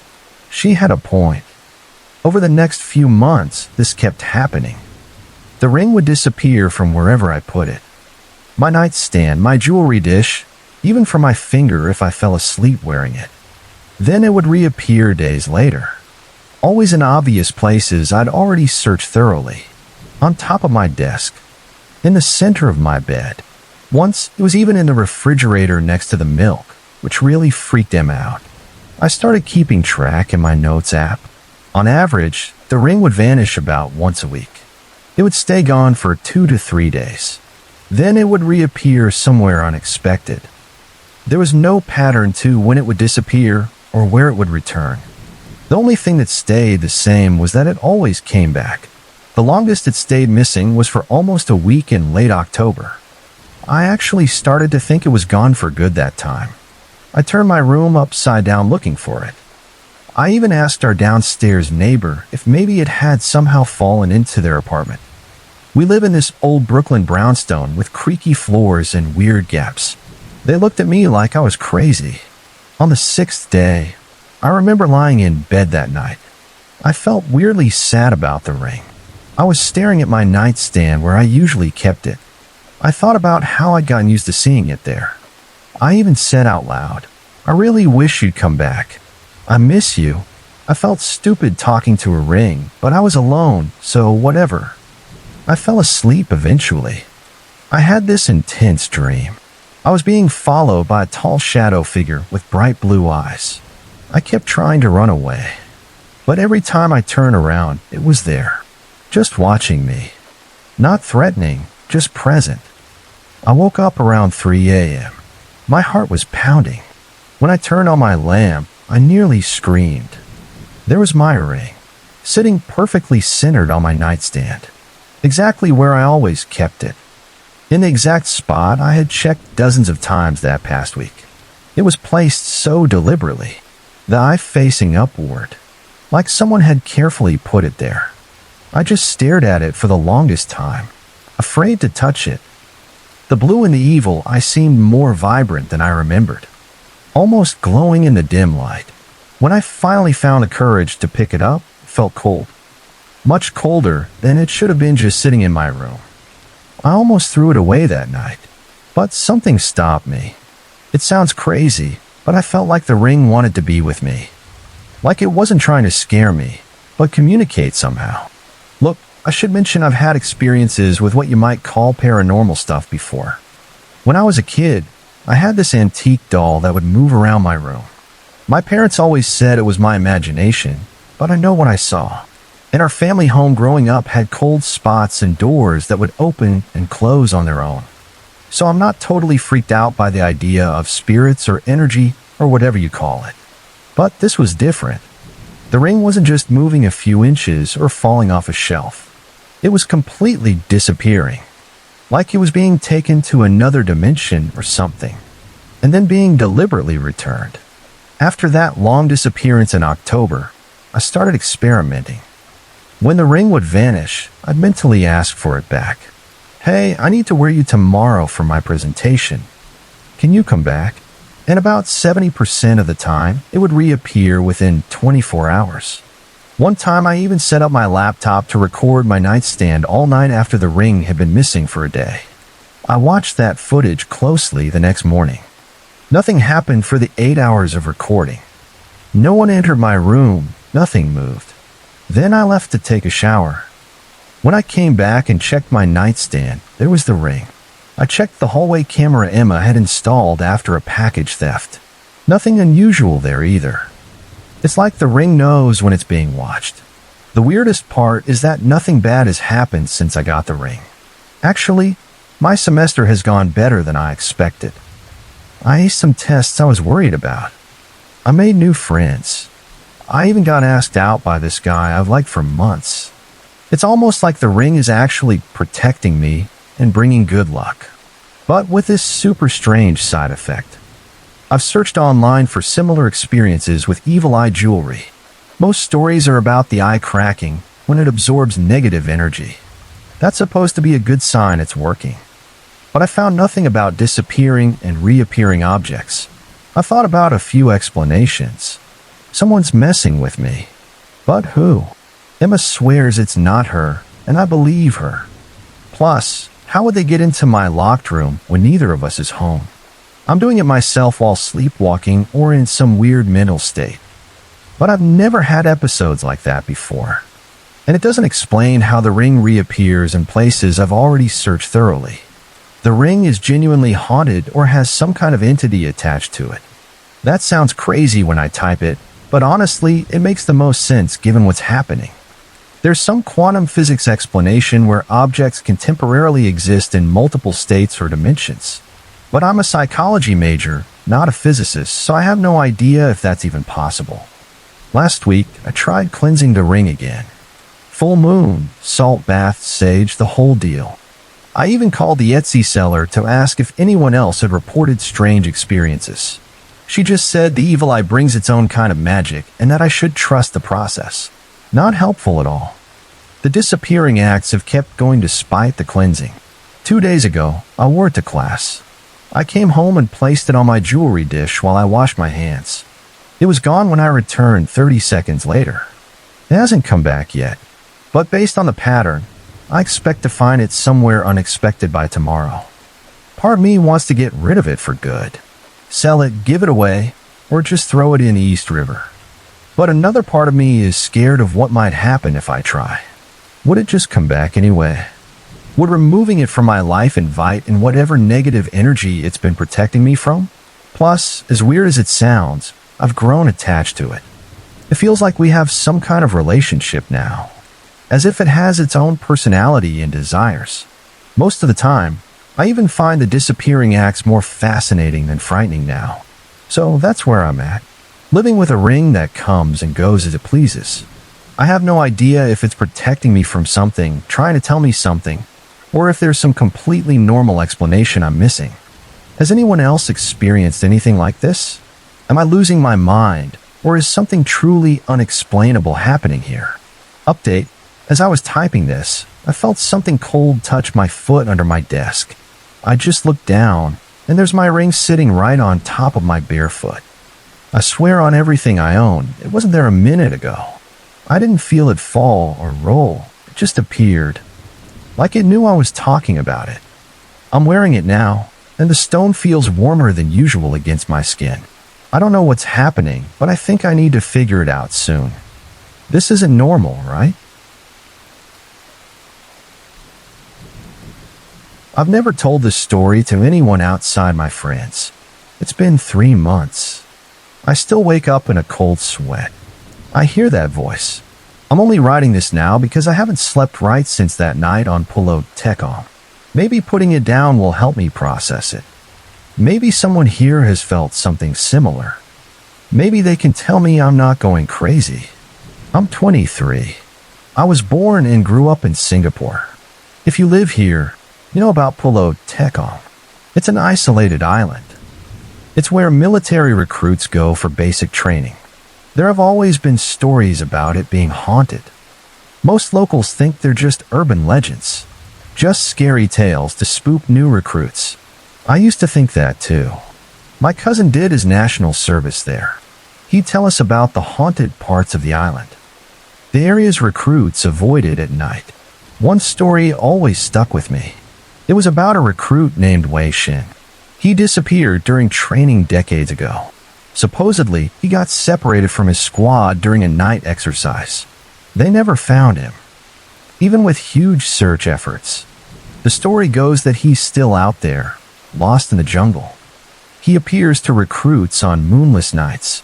Like I said, I thought it was just another ghost story. Last December, my friends and I were hanging out at Yan's apartment. That's Yen, my Young, and me Kai. We've been friends since high school. We got into this habit of doing something adventurous every couple of months. Usually, it was harmless stuff, like exploring abandoned buildings or hiking off-trail. That night, we'd had a few beers. Then Yen brought up Pulo Tekom. We should go there, he said. He was scrolling through some forum posts about the island hauntings. The new moon is coming up in 3 days. Perfect time to ghost hunt. I laughed it off at first. Bro, it's a military training ground. We can't just walk in. Actually, we can, I said. She showed me her phone. She'd already looked it up. There's a ferry that takes visitors to the public areas. We just need to venture a bit beyond the allowed zones.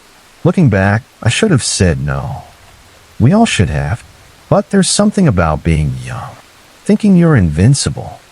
It makes terrible ideas sound exciting. So 3 days later, we took the last ferry to Tecum. We told the operator we were meeting relatives who worked on the island. That wasn't entirely a lie. Yang's uncle was an instructor there, though we had no plan to see him.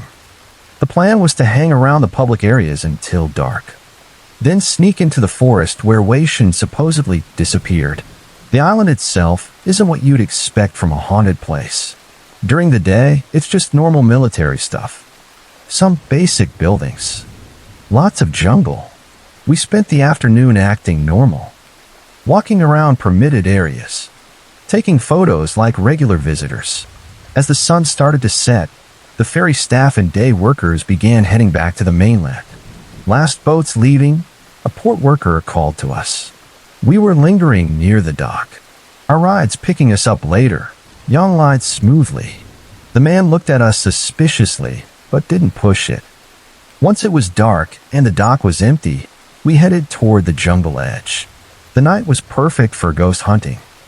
No moon, cloudy sky blocking the stars, and this weird stillness in there. It made every sound seem louder. We had our backpacks. Water, snacks, flashlights. Yin had brought an EMF reader he'd ordered online. Total waste of money, I had said. But Yin insisted it was professional equipment. The island's forest isn't like a normal hiking trail. It's dense, humid. The plants seem to grab at you. Our flashlights cut narrow tunnels of light through absolute darkness. The air felt heavy, almost sticky. It had an earthy smell mixed with something else I couldn't place. According to the story, Wei Shen disappeared somewhere in this sector, Yin said. He was checking his phone's GPS about half a kilometer ahead. I still think this is stupid, I said, but I could hear the excitement in her voice. We're going to get caught and arrested for trespassing. Only if we're caught, Yang replied. He ducked under a low branch. We walked deeper into the jungle. Following Yin, he had somehow made himself the leader of this ridiculous trip. After about 20 minutes, the trees opened into a small clearing. The silence was suddenly complete. No distant sound of the base. No night insects. Nothing. This is weird, I said. My voice sounded too loud. It's like someone hit mute. Perfect spot. Yin grinned. He dropped his backpack. Let's set up here. We spread out a tarp on the damp ground. We sat in a circle. Flashlights pointed inward. Yin placed his EMF reader in the center, like it was an offering. So now what? I asked. She hugged her knees. We just sit here and wait for a ghost? We could tell ghost stories, Yang suggested. I groaned. That's so cliché. Sometimes clichés work, Yang shrugged. So we sat there telling ghost stories. None about Wei Shen. That felt too obvious, even for us. I don't remember how long we stayed like that. It must have been at least an hour. The initial excitement wore off. It was replaced by boredom, and the growing feeling that we were sitting in a jungle in the middle of the night for no good reason. This is dumb, I finally said. She stood up. I'm getting eaten alive by mosquitoes, and there's no... That's when the fog rolled in.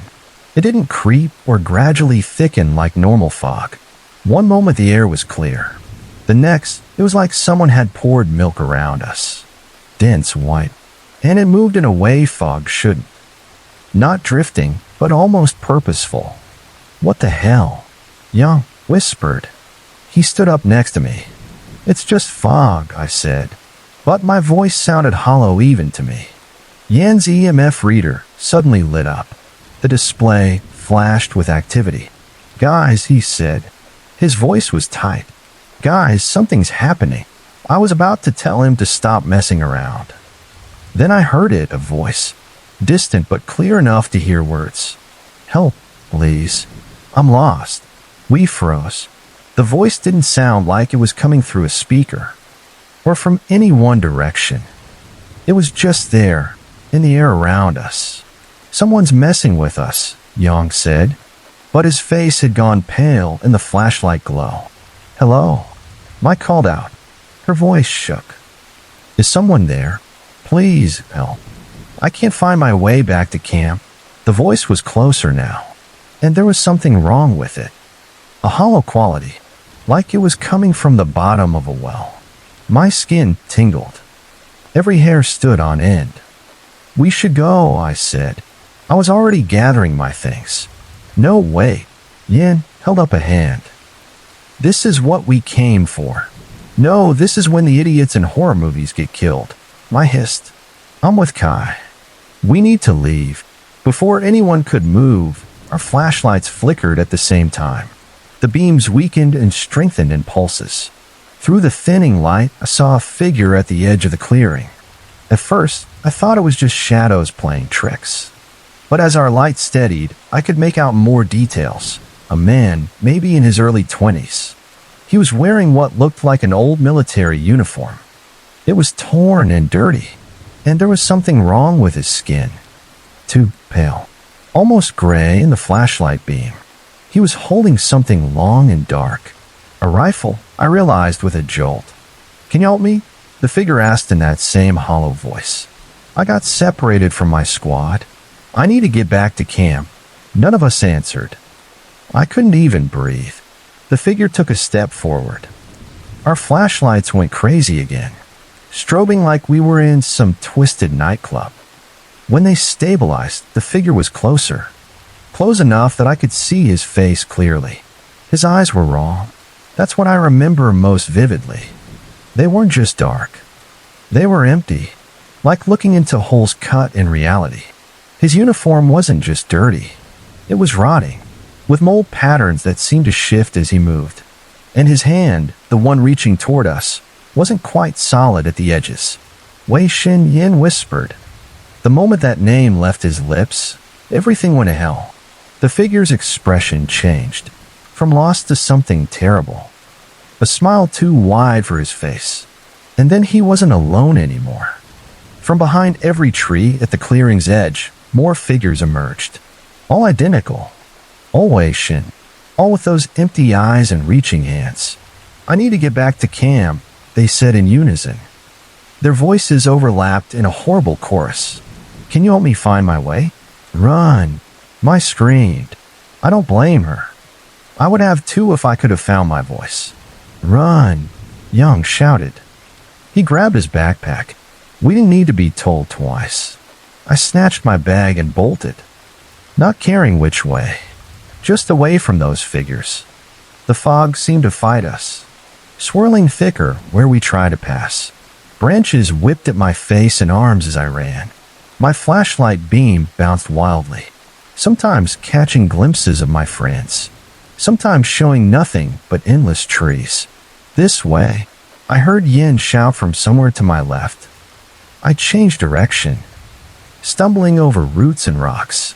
The voices followed us, seeming to come from everywhere at once. "Don't leave me here. Please help me find my way." My lungs burned. Panic made every shadow into another Wei Shin. I glimpsed my ahead of me, then Yang. We were running blind.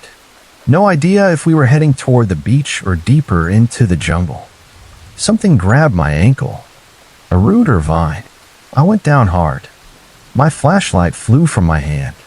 For a terrifying moment, I was in complete darkness, scrambling on hands and knees toward where I thought my light had landed. My fingers closed around the flashlight. When I switched it back on, Wei Shin was standing over me. Up close, I could see his uniform had a name tag. I could see the individual threads where the fabric had rotted away. I could see that what I'd thought were shadows around him were actually like gaps, places where he wasn't fully there. "Please," he said. His voice was suddenly so normal. It was more terrifying than the hollow version. "I just want to go home." Couldn't move, couldn't scream, couldn't do anything but stare up at him. He reached down toward me. His hand passed through the beam of my flashlight like it was made of smoke. Kai. Yang's voice cut through my paralysis. He was there, suddenly pulling me up, dragging me forward. Move. We ran again. I swear I felt cold fingers brush the back of my neck. The voices were all around us now. A cacophony of pleas. The fog seemed alive, forming shapes that dissolved as soon as my light hit them. I don't know how we found the beach. Pure luck. Or maybe some instinct that pointed us towards safety. One moment we were surrounded by trees. The next we were stumbling onto sand. The open water ahead of us. The boat. Yen was already splashing into the water toward where we'd hidden a small motorboat earlier that day. We followed, half running, half falling through the shallow water. Behind us, at the tree lean, dozens of identical figures stood watching. All Wei Shin, all with those empty eyes. I'll never forget the sound as we pulled away from shore. Not the engine, but what came from the island. All those voices suddenly merged into one deafening wail of despair. It echoed across the water. I covered my ears, but it didn't help. That sound found its way inside my head. We didn't speak on the boat ride back. Didn't speak when we docked on the mainland. Didn't even speak when we parted ways at the train station. What was there to say? It's been 3 months. We still haven't really talked about it. Sometimes one of us will start to bring it up when we're together. But someone else always changes the subject. I think we're afraid that talking about it will make it more real somehow. But it was real. I know that, because sometimes when I'm falling asleep, I hear Wei Shin's voice, clear as if he's standing beside my bed. Can you help me find my way back to camp? And I wake up wondering if we brought something back with us that night. If Wei Shin found a way off the island after all. I don't know what happened to us on Pulo Tekong. I don't know if what we saw was a ghost, some kind of mass hallucination, or something else entirely. All I know is that I'm never going back there. And if you value your sanity, neither should you. Because Wei Shin is still lost, and he's still looking for someone to help him find his way home. I've been putting off writing about this for months. Even now, my hands are shaking as I type. I never thought I'd be back here, but after my divorce finalized last year, financial reality hit hard. The rent in the city was killing me, and when my parents mentioned they were thinking about selling our old family home in Blackwood, something just clicked in my head. Maybe it was nostalgia or desperation, but I convinced myself that whatever haunted this place couldn't be worse than what I was going through. God, I was so wrong. I moved back in 3 months ago. The house looks exactly the same as it did when I was growing up, that century-old Victorian with all its weird additions my dad put on over the years. The original part was built in 1915, and you can absolutely tell which parts are older just by how they feel. The moment I pulled into the driveway with my U-Haul, that familiar knot formed in my stomach. You know that feeling when you're about to do something you know is a terrible idea? Yeah, that. My parents had already moved to Florida, so I was alone with just my cat Milo. The first night wasn't bad. I was exhausted from moving, crashed on a couch in the living room, and slept like a rock. It was the second night when things started happening. I decided to sleep in my old bedroom upstairs. Big mistake. Around 3 a.m., I woke up feeling like someone was watching me. The room was freezing cold, even though it was August and the AC was barely working. That's when I remembered all those nights as a kid, lying awake terrified of what might be hiding in the shadows. When I was really little, maybe 2 or 3, I had my first experience with whatever lies in this house. I was supposed to be napping in my crib, and I woke up to see what I thought was my mom lying on the daybed across the room. She was just staring at me with this weird smile that never changed. I called out to her, but she didn't move or speak, just kept smiling. Something about that smile wasn't right. It was too wide, too fixed. When I realized it wasn't actually my mom, I screamed bloody murder. My actual mom came running in, and by then, whatever I saw was gone. For years after that, I had these recurring nightmares about that same room being completely empty, except for dusty wooden floors and these whispers coming from the closets. The whispers were never quite loud enough to understand, but they sounded urgent, like they needed to tell me something important. Anyway, back to present day. That second night, I couldn't shake the feeling of being watched. I got up to turn on the light, and I swear to God, the switch flipped back down on its own. I tried 3 more times before it finally stayed on.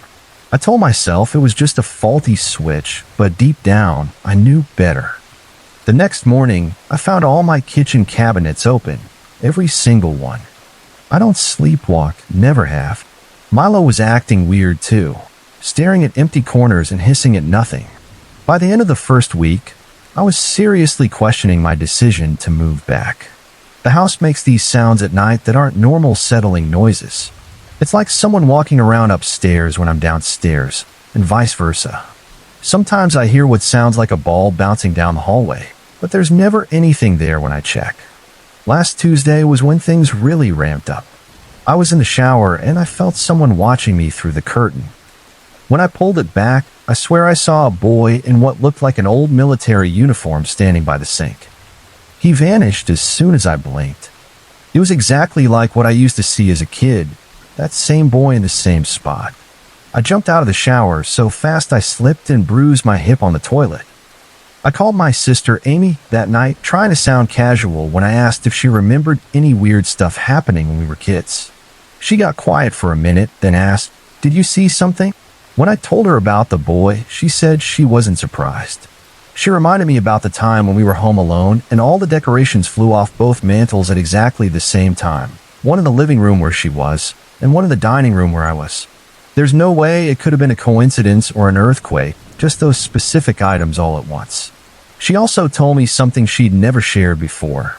When she was about 16, she woke up one night with her legs feeling wet. When she turned on the light, her sheets were soaked with blood. She freaked out, thinking she'd started her period, but there was no wound, no source of the blood. The next morning, the blood was gone, sheets completely clean, like nothing happened. She thought she dreamed it until she found dried blood under her fingernails. That conversation with Amy made me realize I wasn't crazy. These things really did happen, are still happening. 2 days ago, I was working from home in the dining room when I glanced up at the china cabinet. Inside, standing among my mom's fancy dishes, was a little girl in an Easter dress, maybe 5 or 6 years old. She wasn't transparent or ghostly. She looked completely solid, like a real child had somehow climbed into the cabinet. But that's impossible. The doors were closed, and she wouldn't have fit anyway. We just stared at each other for what felt like forever, and then I blinked and she was gone. That was the exact same girl I used to see as a kid. Last night was the worst so far. I was trying to sleep but kept hearing scratching sound inside the walls. Around 2 a.m., I felt something grab my ankle and yank hard. I screamed and scrambled up, turning on every light I could reach. Nothing was there, but I could still feel the pressure of fingers around my ankle. There were actually red marks this morning. It reminded me of what my dad used to talk about. He claimed an old woman would visit him at night. He called her the Buhag, like from those old southern legends. She would stand at the foot of his bed, holding on to his feet, just staring at him. He couldn't move when she was there. We all thought it was sleep paralysis, but now I'm not so sure. My mom had experiences too. She used to hear what sounded like a large dog walking around her bed at night, its nails clicking on the hardwood floors. We never had a dog. When she'd reach down to pet it, her hand would touch empty air, but the sounds would continue. I've tried researching the history of this house, but records from Blackwood are spotty at best. I know a family called the Hendersons lived here before us, and before them it was owned by someone named Collins. There's a story about a fire in the 1940s, but the house obviously survived. What I can't find is any record of deaths or tragedies that might explain all this. Yesterday, I went up to the attic to look for my old winter clothes. The pull-down stairs creaked as I climbed up, and the smell hit me immediately, that musty ancient smell attics always have, but with something else underneath, something that reminded me of wet earth. The single light bulb barely illuminated the space. As I was digging through boxes, I heard what sounded like a child giggling behind me. I spun around so fast I knocked over a stack of books. Nothing was there, but when I looked back at the boxes I'd been searching through, they were all neatly closed again. Then the light went out. In the pitch darkness, I heard the giggling again, but now it seemed to be coming from all around me. I scrambled for my phone to use the flashlight, but my hands were shaking so badly I dropped it. When I finally got the light on, I saw small footprints in the dust leading from where I was standing to the far corner of the attic, where there's an old trunk no one has opened in years. I should have left right then, but something compelled me to follow those footprints. The trunk wasn't locked like I remembered. Inside were old clothes, yellowed newspapers, and a small leather-bound book. I took the book without really thinking about it and got the hell out of there. Later that night, I looked through the book. It was a diary belonging to a girl named Sarah Collins, dated 1937. Most entries were mundane, but there was one that stood out. She wrote about her little brother Timothy, who came back different after being sick with fever. She was afraid of him and wrote that she sometimes saw him standing in her room at night, just watching her. The last entry simply said, "He's not Timothy anymore." I barely slept last night. Around 4 a.m., I woke up to find Milo standing at the foot of my bed, back arched, hissing at the closet. The door was open just a crack, and I could swear I saw fingers slowly curling around the edge, like someone was about to pull it open. I grabbed Milo and ran downstairs to the living room, where I stayed until sunrise. When I finally worked up the courage to go back upstairs, the closet door was wide open, and Sarah's diary, which I'd left on the nightstand, was sitting open in the middle of the floor. It was open to a page I hadn't seen before, with just 3 words written in what looked like fresh ink. "You're not alone." That was this morning. I'm sitting in my car outside a coffee shop writing this because I can't be in that house right now. I don't know what to do. I can't afford to move out, and I can't sell the place without my parents' agreement. Plus, who would buy it if they knew what was happening? The worst part is knowing that whatever's in that house has been waiting for me to come back. It recognized me. When I saw the little girl in the china cabinet, she smiled like she was greeting an old friend. The boy by the bathroom sink nodded at me like we had some kind of understanding. I keep thinking about something my grandmother told me before she died. She said our family was sensitive to things other people couldn't see or hear. She warned me never to acknowledge them, because once they know you can see them, they'll never leave you alone. I've already broken that rule. I've looked right at them. I've talked about them. And now I feel like they're getting stronger, more confident. Last night I distinctly heard a woman's voice whisper my name right against my ear. It's getting dark now, and I need to go back to the house. I don't have anywhere else to go. I'm thinking of setting up cameras, but part of me is afraid of what I might capture. What if they don't show up on video? What if they do? I'm sorry this is so long, probably all over the place. I just needed to get this out somewhere, because I'm starting to question my own sanity. But I know what I've seen. I know what I've felt. This isn't my imagination or stress or grief for my divorce. Something is in that house, multiple somethings, and they know I'm back. Update. I'm typing this from my car again. I just ran out of the house and I don't know if I can go back in. I was making dinner when every single light in the house turned off at once. Then my phone died, even though it was at 90% battery.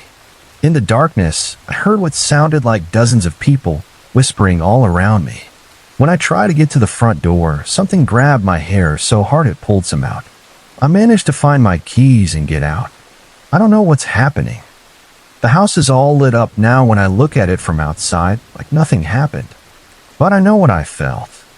Something doesn't want me to leave, or maybe it just wants me to be afraid. Either way, I can't explain any of this, and I don't know what to do next. I've never told anyone about this outside my family and a couple close friends. Even now, writing about it makes my skin crawl. I need to get this off my chest, though, because it's been eating at me for months, and I still can't explain what I saw. This happened last October. I was walking my puppy Apollo near our property line in Thornhill, Indiana. We live pretty far out. It's surrounded by cornfields and dense woods. Basically, the middle of nowhere. Our closest neighbor is about half a mile away. My parents bought this place when I was 12. I'm 17 now, so I'm used to the isolation. Usually, I like it. The encounter. That night started normal enough. It was around 8 p.m. I decided to take Apollo out for his evening walk before it got too dark. Apollo is a German Shepherd mix. He was still just a puppy, 7 months old. He was full of energy, always pulling on the leash, wanting to sniff everything. Our property backs up against a thick stretch of woods. It seems to go on forever. Most of the time, I avoid going near there after dark. We've had issues with meth users hiding back there from the cops. My dad even found a makeshift campsite once. Needles and trash everywhere. Plus, there are coyotes, and even rumors of a mountain lion sighting a few years back. But Apollo needed exercise. I figured we'd just walk along the edge of our field, maybe 50 yards from the tree line. The sun was setting, but there was still enough light to see. The air had that crisp fall feeling. You could smell the leaves decaying. Everything felt damp. About 15 minutes into our walk, I started feeling weird. It's hard to explain, but it was like when you're alone in a room, and suddenly you know someone's watching you. The hair on my arm stood up. I looked around but saw nothing unusual. Apollo sensed it too. He stopped pulling on the leash. He moved closer to my legs. That was totally unlike him. His ears were perked up. He kept staring at the woods. I remember thinking it was probably just a deer or a raccoon, watching us from the trees. But this feeling, it wasn't like that. It felt predatory, like we were being hunted. The sun had almost completely set by then. The area between us and the woods was getting dark. I decided it was time to head back to the house. We turned around. We started walking along the gravel access road that cuts through our property. We'd only gone about 20 feet when I heard it, a massive thud sound from the woods. It was parallel to where we were walking. It sounded exactly like someone had dropped a huge bag of bricks from a height. Just a single, heavy impact. Then silence. Apollo froze. His whole body was rigid. I remember my heart rate exploding, like it was trying to punch through my chest. I started to reach for my phone to turn on the flashlight. I thought maybe it was one of those meth users. I need to scare them off. That's when it came out of the trees. I still have trouble describing what I saw. It was so wrong. My brain kept trying to make sense of it. Like when you see something for a split second, and your mind tries to fit it into categories you understand. This thing was tall, at least 7 feet. Its skin was this sickly, pale white color. Not like human skin at all. More like the belly of a dead fish. The skin looked stretched too tight over its frame. It was incredibly thin at the limbs, but it had this bizarrely wide chest. I could see its bones, not like on a skinny person, but actual protrusions pushing against that pale skin. Around its waist was what looked like some kind of cloth or rag, dirty and torn. Its arms and legs were human-shaped, but way too long and thin, like they'd been stretched. The proportions were all wrong. But its face, Jesus, its face is what I see in my nightmares now. It looked like a deer skull, but wider and flatter in the front, with no indentation where a nose should be. But it wasn't bone. It was covered in that same pale skin. And eyes, it had 4 of them. 2 sets positioned where you'd expect eyes to be, but doubled. One set above the other. I couldn't see a mouth at all. Just smooth skin where it should have been. On top of its head was what looked like some kind of wooden, headdress. Not like Native American stuff, but more like twisted branches. They had been tied or grown onto its skull. From the back of its head hung the short, matted dark hair. The moment it emerged from the trees, we both just froze. It seemed as startled by me as I was by it. For what felt like an eternity, but was probably only seconds, we just stared at each other. I couldn't move. I couldn't even breathe. Its eyes didn't blink. They just fixed on me, with this terrified look. Yes, terrified. That's what was so bizarre. This horrific creature seemed afraid of me. Apollo broke the standoff. He yanked hard on the leash. He bolted toward home. The sudden movement snapped me out of my trance. I started backing away, unable to take my eyes off the thing. It didn't charge or attack. It just watched me, its body tense, like it might flee at any moment. When I'd backed up about 20 feet, I finally turned. I ran after Apollo. He was already halfway to the house, dragging his leash behind him. I couldn't help it. I looked back once. The thing was retreating into the trees, its pale form fading into the darkness. By the time I reached the house, my legs felt like jelly. I was hyperventilating. My parents were watching TV when I burst in. They could tell something was wrong, but I couldn't explain what I'd seen. How do you tell your parents you saw some kind of monster? I just said I thought I saw someone creeping around in the woods. They assumed it was a trespasser. My dad went out with his shotgun to check, but of course he didn't find anything. I tried to convince myself it was just some strung-out meth user wearing weird clothes, maybe even a Halloween mask, but I knew that wasn't true. What I saw wasn't human. It wasn't even animal in any way I could understand. I didn't go near the woods for days after that. Apollo refused to go out after dark at all, which was completely out of character for him. He used to love nighttime walks. The knocking starts. Then about a week later, the knocking started. The first time, I was in bed, almost asleep, when I heard 3 distinct knocks on my bathroom window. My bedroom has an attached bathroom. The window is small and high up, at least 8 feet off the ground. There's no way anyone could reach it without a ladder. I froze listening. 3 more knocks, slow and deliberate, then scratching, like fingernails on glass. I didn't get out of bed. I didn't check. I pulled the covers over my head like a little kid. I eventually fell asleep from pure exhaustion. The next night, same thing. Knock, knock, knock, pause, scratch, scratch, scratch. This continued for weeks. Always at night. Always the same window. I tried to tell myself it was just a tree branch, but there are no trees close enough to the house to touch it. I tried to tell myself it was the house settling, but houses don't make scratching sounds like fingernails. My mom noticed the bags under my eyes. She asked if I was sleeping okay. I lied. I said I was just staying up late studying. I couldn't tell her that every night something was knocking at my window. Something that shouldn't be able to reach that high. The nightmares started too, vivid dreams where I'd be walking in the woods and suddenly find myself surrounded by those pale figures, dozens of them, all with those 4 unblinking eyes staring at me. I'd wake up drenched in sweat, heart pounding. About 2 months after the initial encounter, my friend Jake stayed over.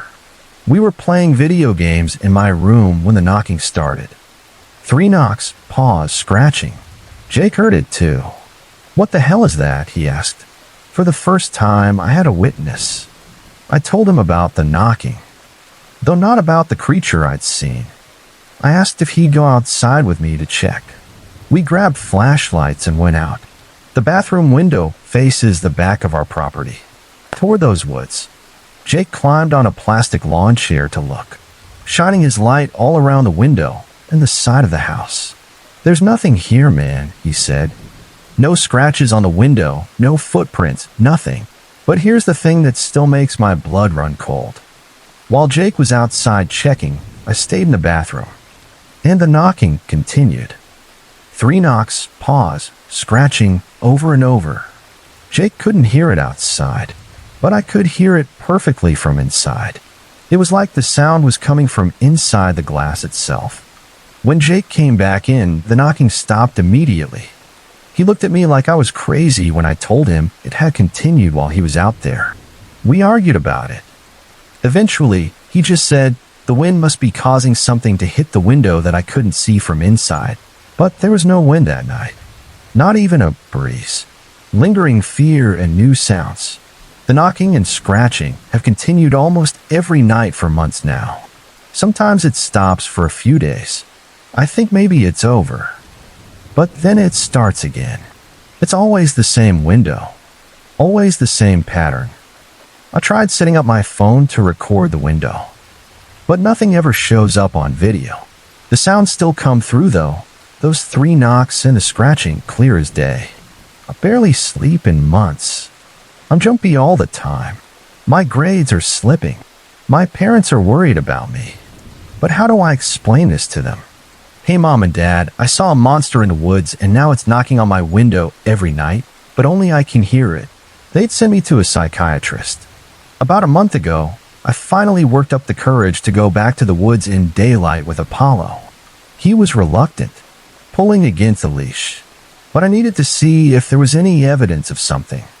I found a clearing about 50 yards in. The undergrowth was all trampled down. In the center was a crude structure made of branches, twisted together into a kind of dome shape, about 5 feet high. It reminded me of the wooden headdress that thing had been wearing. Inside the structure were small animal bones arranged in patterns. Not like someone had killed animals there. These were clean bones that had been deliberately placed. Mostly small things like rabbits and squirrels. But there was one larger skull that might have been a coyote or fox. I didn't touch anything. I just took pictures with my phone and got the hell out of there.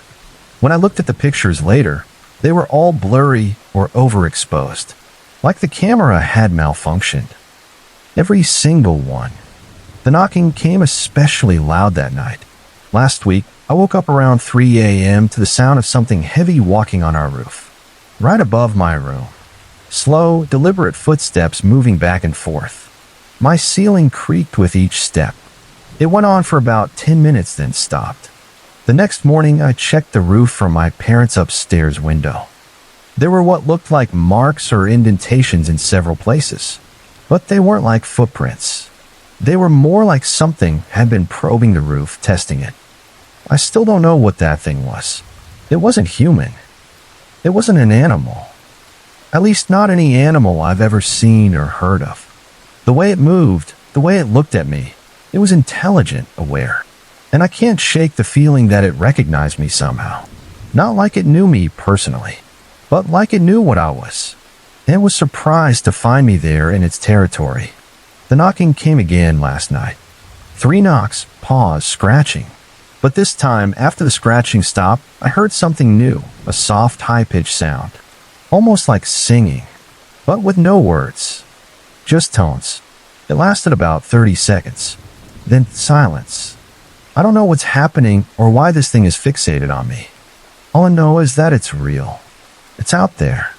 And sometimes when I look out my window toward the woods at night, I see a pale figure standing at the tree line, just watching the house. I've considered moving out, going to stay with my grandparents or something. But part of me is afraid that if I leave, it will follow me. Or worse, it will stay here with my family. So I stay. And every night I wait for those 3 knocks, that scratching, and now that strange singing. And I wonder how long this can go on before either I lose my mind completely or that thing finally decides to do more than just knock. I've never shared this with anyone except my boyfriend, Sam, and a couple close friends. Even now, writing about it makes my skin crawl. But after what happened yesterday, I need to get this off my chest. Maybe someone here has experienced something similar or has an explanation, because I honestly can't stop thinking about it. For context, I'm 7 months pregnant with our first baby, due in May. Sam moved in with me about 4 months ago. We're both no strangers to weird stuff. I've lived in places with unexplained noises before, and Sam swears his childhood home had something living in the attic. I've always been a bit sensitive to energies too. My mom calls it being clairvoyant, which sounds dramatic. But I've had dreams that came true, and sometimes just know things before they happen. Nothing major, just little things. Like knowing who's calling before checking my phone. Or having a strong feeling about taking a different route home, only to find out later there was an accident on my usual way. I've lived in this apartment for 3 years now. It's always felt safe, peaceful.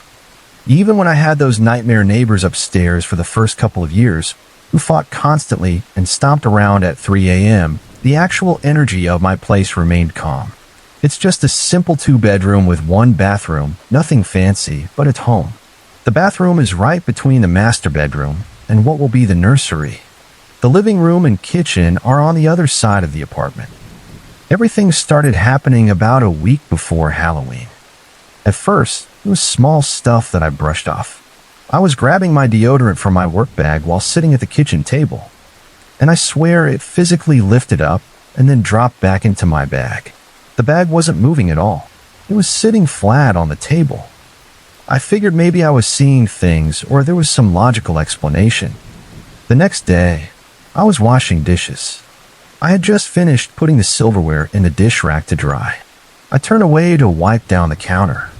Suddenly, I heard the distinct sound of the forks and spoons clinking together, like someone had bumped the rack. When I turned around, nothing was there. Sam was in the living room watching TV. I didn't mention these incidents to Sam right away because they seemed so minor. But then 2 nights ago, he was walking out of the kitchen. A bottle of cleaning spray literally flew off the top of our refrigerator. Not like it was knocked over. It launched sideways about 3 feet before hitting the wall. There was no way it could have just fallen. No windows were open, no fans were on, nothing could explain it. That's when Sam finally told me he thought he might have brought something with him when he moved in. Apparently, strange things have happened around him since he was a kid. Items disappearing and reappearing in odd places, unexplained sounds, that sort of thing. He seemed almost apologetic, like whatever this was had followed him to my previously peaceful apartment. But here's what's weird, our pets aren't reacting at all. We have 3 dogs and 4 cats. Yes, I know it's a lot, but I couldn't say no to any of them. And normally they're super sensitive to everything. My oldest dog, Boo, goes absolutely ballistic if there's so much as a raccoon outside at night. But during all these weird occurrences, nothing. They don't perk up their ears. They don't stare at empty corners. They don't growl or hiss. They just continue being their normal selves. Yesterday is when things escalated, though. I had the day off work and was home alone. Sam had left for his shift at the hospital around 6 a.m. I was enjoying a lazy morning. Around 10 o'clock, I decided to take a shower.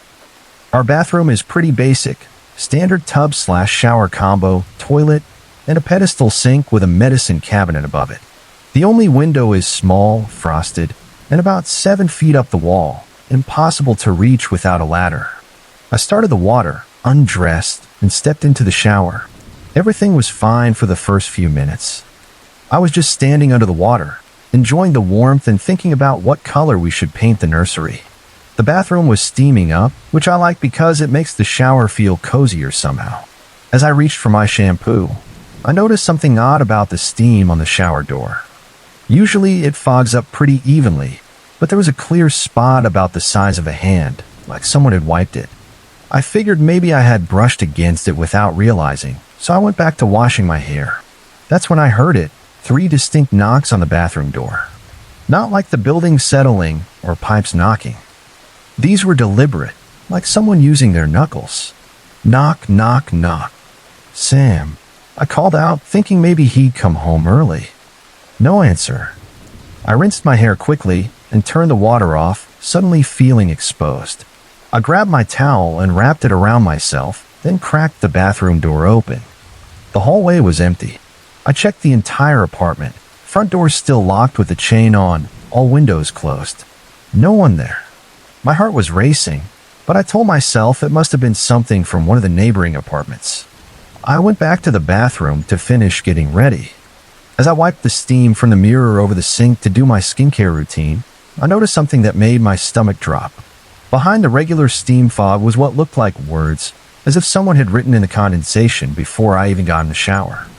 It said, "Happy birthday, N. My birthday is in 3 days, and my name starts with N." I stepped back, nearly slipping on the tile floor. The thing is, the mirror had been completely clear when I got in the shower, and nobody calls me just N. Not even Sam. But my dad used to, before he passed away 19 years ago. He died just 2 days before my birthday when I was a kid. I took a picture of it with my phone, my hand shaking. By the time I looked back at the mirror, the writing was fading as the steam dissipated. I quickly got dressed and went to sit in the living room, trying to calm down. The dogs were all napping peacefully in their beds, and two of the cats were sunbathing by the window. If there was something threatening in the apartment, surely they would sense it. Around noon, I was sitting on the couch scrolling through my phone, still shaken but trying to distract myself, when I heard footsteps in the hallway leading to the bathroom. Heavy shuffling footsteps, like someone wearing work boots. I froze, not daring to look up at first. When I finally did, I saw nothing, but the footsteps continued right past me, toward the kitchen. "Hello," I called out, my voice barely a whisper. The footsteps stopped. Then the bathroom door slammed shut with such force that one of the pictures fell off the living room wall. I jumped up, ready to run for the front door, when the bathroom door opened again, slowly this time, creaking on its hinges. That's when I noticed the smell, a familiar aftershave that I hadn't smelled in years. My dad's aftershave, Old Spice, mixed with something else I could never identify. The scent wafted through the apartment for just a few seconds before disappearing. Against my better judgment, I walked to the bathroom doorway. The light was off, but I could see something shimmering in the mirror, not a figure, more like a distortion, as if the air itself was bending. And it was cold, so cold I could see my breath, even though it was over 70 degrees in the rest of the apartment.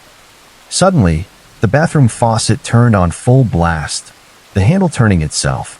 Water splashed into the sink, and I noticed it wasn't running clear. It had a rusty tinge to it. I stood there, unable to move, as the water ran for about 30 seconds before shutting off just as abruptly. I backed away, bumping into the wall behind me. That's when I heard more knocking, not on the bathroom door this time, but on the walls themselves. 3 knocks, pause, 3 more knocks, moving around the apartment as if something was circling me. I managed to grab my phone and keys and ran outside to sit in my car until Sam got home. I called him, but he was in surgery and couldn't answer.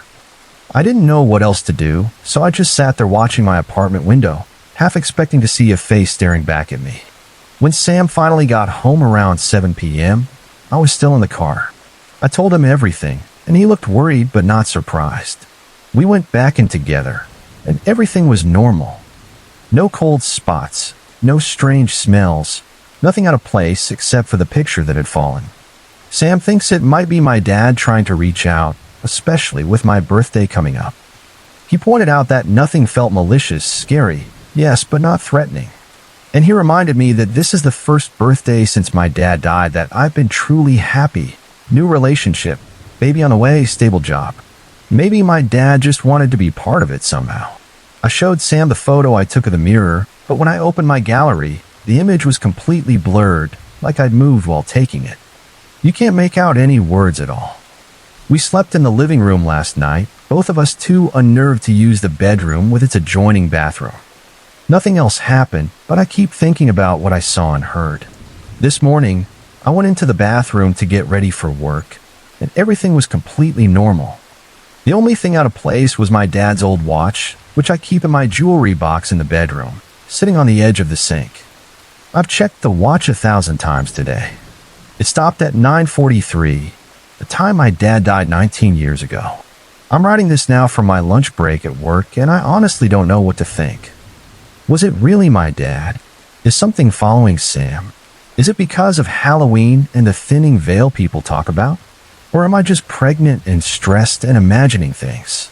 All I know is I'm going home after work, and I'm saging the entire apartment, especially that bathroom.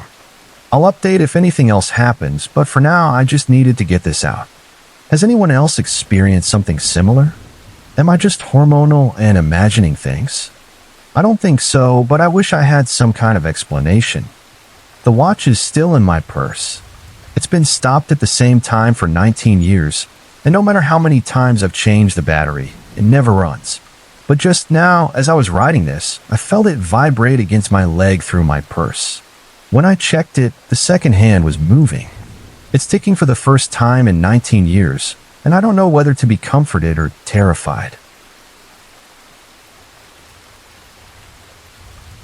I still wake up in a cold sweat some nights. My heart pounds as I remember what happened. It's been almost 3 months, but I can't shake it. I never believed in ghosts or anything supernatural before. But what I experienced that night in Hong Kong has completely changed my perspective on reality. I moved to Hong Kong about 8 months ago for a job in finance. The city is incredible, always buzzing with energy, lights, and people. I've fallen in love with a mix of traditional Chinese culture and modern city life. My apartment was small but decent. It was located in Wan Chai, which made it easy to go out and enjoy the nightlife. That night started like any other Friday. After a particularly stressful work week, I decided to meet up with some colleagues. We went to a popular bar in Lan Kwai Fong, the main nightlife district. We had a few drinks, laughed about office drama. I was finally unwinding. I remember checking my phone around 1:30 a.m. I decided it was time to head home. My friends wanted to stay longer, so I left alone. The streets were still pretty lively. Lan Kwai Fong on a Friday night doesn't really quiet down until much later. I'd had enough to drink that I felt that pleasant buzz, but I was definitely still clear-headed. Instead of waiting for an Uber, which would have been more expensive with the surge pricing, I decided to walk a bit. Then I'd grab a taxi on a main street. I knew the area well enough by then. I thought I'd save some money. I'd take a shortcut through some back alleys. It would lead me toward Queens Road, where taxis were plentiful. In retrospect, this was obviously a terrible decision. The unthinkable encounter. The transition from the bright, noisy main strip to the narrow alley was jarring. One minute I was surrounded by crowds and music. The next I was alone. Just the distant thump of bass from the clubs behind me. The alley was lit sporadically by security lights. They were from the backs of restaurants and bars. It smelled like a mix of garbage and cooking oil, typical for the back alley of a food district. I remember feeling the temperature drop slightly as I walked deeper into the alley. At first, I thought it was just because I was away from the body heat of the crowds. But it felt different somehow. More sudden. My bare arms prickled with goosebumps. About halfway through the alley, I heard a sound behind me. It was subtle at first, a sort of scraping noise. I initially dismissed it as probably just a rat or a cat rummaging through garbage. But then it became more rhythmic, scrape, pus, almost like something being dragged. I quickened my pace but tried not to panic. Hong Kong is generally very safe, but you never know when you might encounter someone looking to rob a drunk foreigner. The scraping sound continued, getting slightly louder. I couldn't shake the feeling that whatever was making that noise was following me. Finally, I couldn't take it anymore. I stopped and turned around, expecting to see either nothing or maybe a homeless person. What I saw instead makes my stomach turn even now as I type this. About 15 feet behind me, barely visible in the dim light, was what looked like a baby, but not a normal baby. This thing had a head that was grotesquely, impossibly large for its tiny body. It was on the ground, using its little arms to drag itself forward. Because the weight of its enormous head made it impossible to crawl normally. I stood frozen, trying to make sense of what I was seeing. The head was at least 3 times the size it should have been, bloated and misshapen. In the poor lighting, I couldn't make out its features clearly, which was probably a blessing. My brain tried to rationalize what I was seeing. Maybe it was a doll, or some weird art installation. Maybe someone was playing a sick prank, but then it moved again. Those tiny arms pulling its massive head forward, with another scraping sound against the concrete. I was about to turn and run when the thing stopped moving. Slowly, it raised its enormous head to look directly at me. The dim security light from a nearby building caught its face. I could see hollow black eyes sunken into the bulbous head. Its mouth opened much wider than should be possible, and it let out a single word, "Mama." The voice wasn't childlike. It was deep and distorted, reverberating off the walls of the alley. My blood turned to ice. I ran. I just turned and sprinted as fast as I could, toward the end of the alley, not daring to look back. I could hear it behind me, that horrible scraping sound getting faster, accompanied by a wet slapping noise. I realized it was its hands hitting the ground as it pursued me. The sound was getting closer. How was it moving so fast with that enormous head? I pushed myself harder, my lungs burning. The exit to the main street seemed impossibly far away. As I nearing the end of the alley, I heard it again, "Mama," closer this time, the voice more desperate and angry. I swear I could feel breath on the back of my legs. I burst out onto Queens Road, nearly colliding with a couple walking past. They jumped back startled and gave me annoyed looks. I spun around expecting to see the thing right behind me, but there was nothing there. Just the empty alley I just fled from. The couple quickly moved away from me, probably thinking I was just another drunk foreigner. I stood there gasping for breath, my heart threatening to burst through my chest. Had I imagined it? Was the stress and alcohol playing tricks on my mind? I was about to reluctantly peer back into the alley when I heard it again, the scraping sound, now coming from the darkness just beyond the streetlight's reach. Then I saw movement. The misshapen silhouette was there, still coming toward me, but slower now, as if hesitant to venture into the more populated area. I frantically looked around and spotted a taxi approaching with its light on.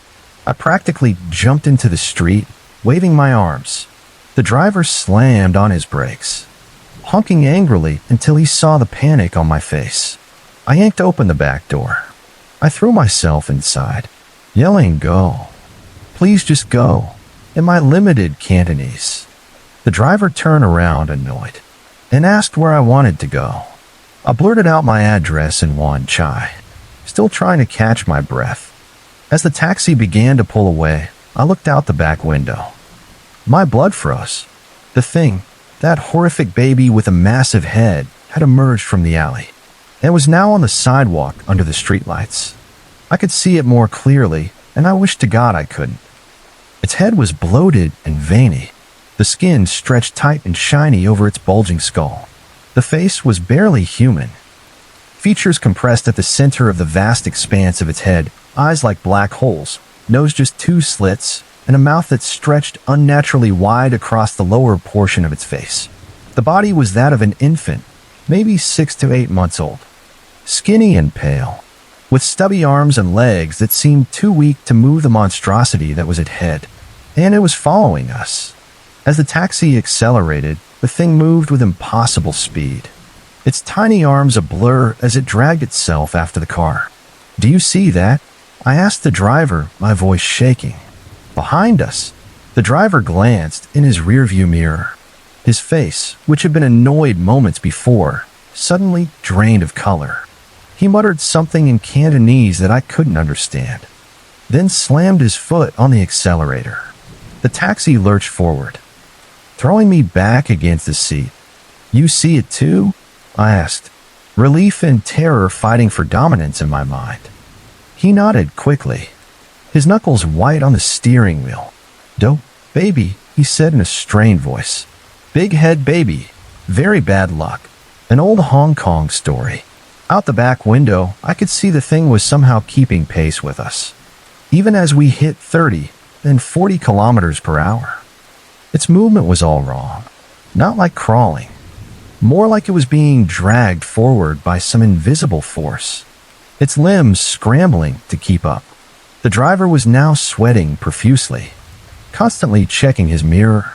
He took a sharp turn, then another, clearly trying to lose our pursuer.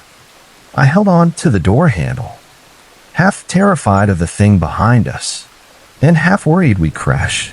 After several minutes of this erratic driving, the driver finally seemed to relax slightly.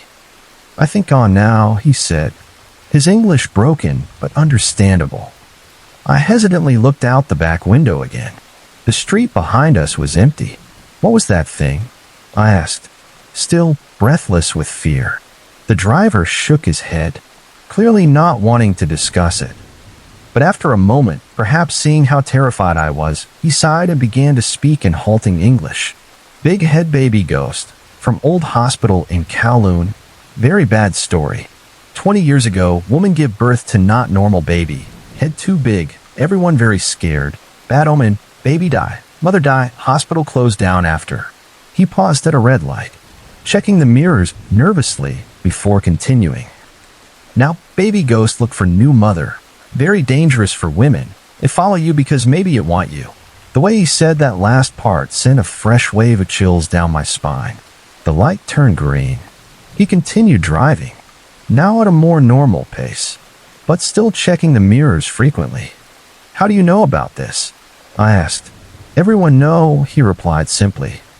Old Hong Kong story. Some say not real, just story to scare children. But he trailed off, shaking his head. I see it now, is real. When we reached my apartment building, I paid the driver extra. Partly as thanks, and partly because my hands were shaking so badly I couldn't count the money properly. Before I closed the door, he looked at me with genuine concern. Be careful, he said. If Big Head Baby chews you, it will come back. Maybe put salt at door and window, maybe help. I thanked him, not knowing what else to say, and hurried into my building. The security guard gave me a curious look as I rushed past him to the elevators, probably noticing my disheveled state and wide eyes. The aftermath. Once inside my apartment, I locked the door, then checked it twice. I went around closing all the windows and drawing the blinds. I even found some salt in my kitchen. Feeling ridiculous but too scared not to, I sprinkled it along my doorway and windowsills. I didn't sleep at all that night. I sat on my sofa with all the lights on, jumping at every sound from the street below. As dawn broke, I finally felt safe enough to use my phone to search for information about what I'd seen. There were scattered references to a big head baby ghost on some Hong Kong urban legend sites and forums. The story matched what the driver had told me. About 20 years ago, at an old hospital that has since been demolished, a woman gave birth to a baby with an abnormally large head. The medical staff were horrified, considering it a bad omen. Both the mother and child died shortly after the birth, and the hospital closed down within months. According to the legend, the ghost of the baby roams Hong Kong, searching for a new mother. Some accounts claimed it only appeared to women, while others suggested it would appear to anyone who ventured near the old hospital site at night. But here's the thing that really got to me. In the past few weeks, there have been several posts on local forums about sightings of a strange baby-like creature in various parts of Hong Kong. One account, posted just 3 days before my experience, was from someone claiming to be the parent of a primary school student named Ming. He had seen a baby with a big head while retrieving a soccer ball from some bushes near his school. Since that night, I've been jumping at shadows. I barely leave my apartment after dark. I've started taking ride-share services everywhere instead of walking, even for short distances. I've considered moving back to the States, but I've just started establishing my career here, and I don't want to throw that away because of what? Ghost? A hallucination. I still don't know what to believe, but every night when I try to sleep, I hear that scraping sound in my dreams. And sometimes when my phone rings or someone knocks at my door for a split second, I'm convinced I'll hear that deep, distorted voice calling Mama again. Last night, I woke up around 3 a.m. to what sounded like scratching at my front door. I laid perfectly still, barely breathing, until it stopped after what felt like hours. This morning, I checked the hallway outside but found nothing. But the salt I had placed at my doorway was scattered, as if something had been trying to get in. I don't know what I saw that night or what's happening to me now. But I know I'll never take a shortcut through an alley in Hong Kong again.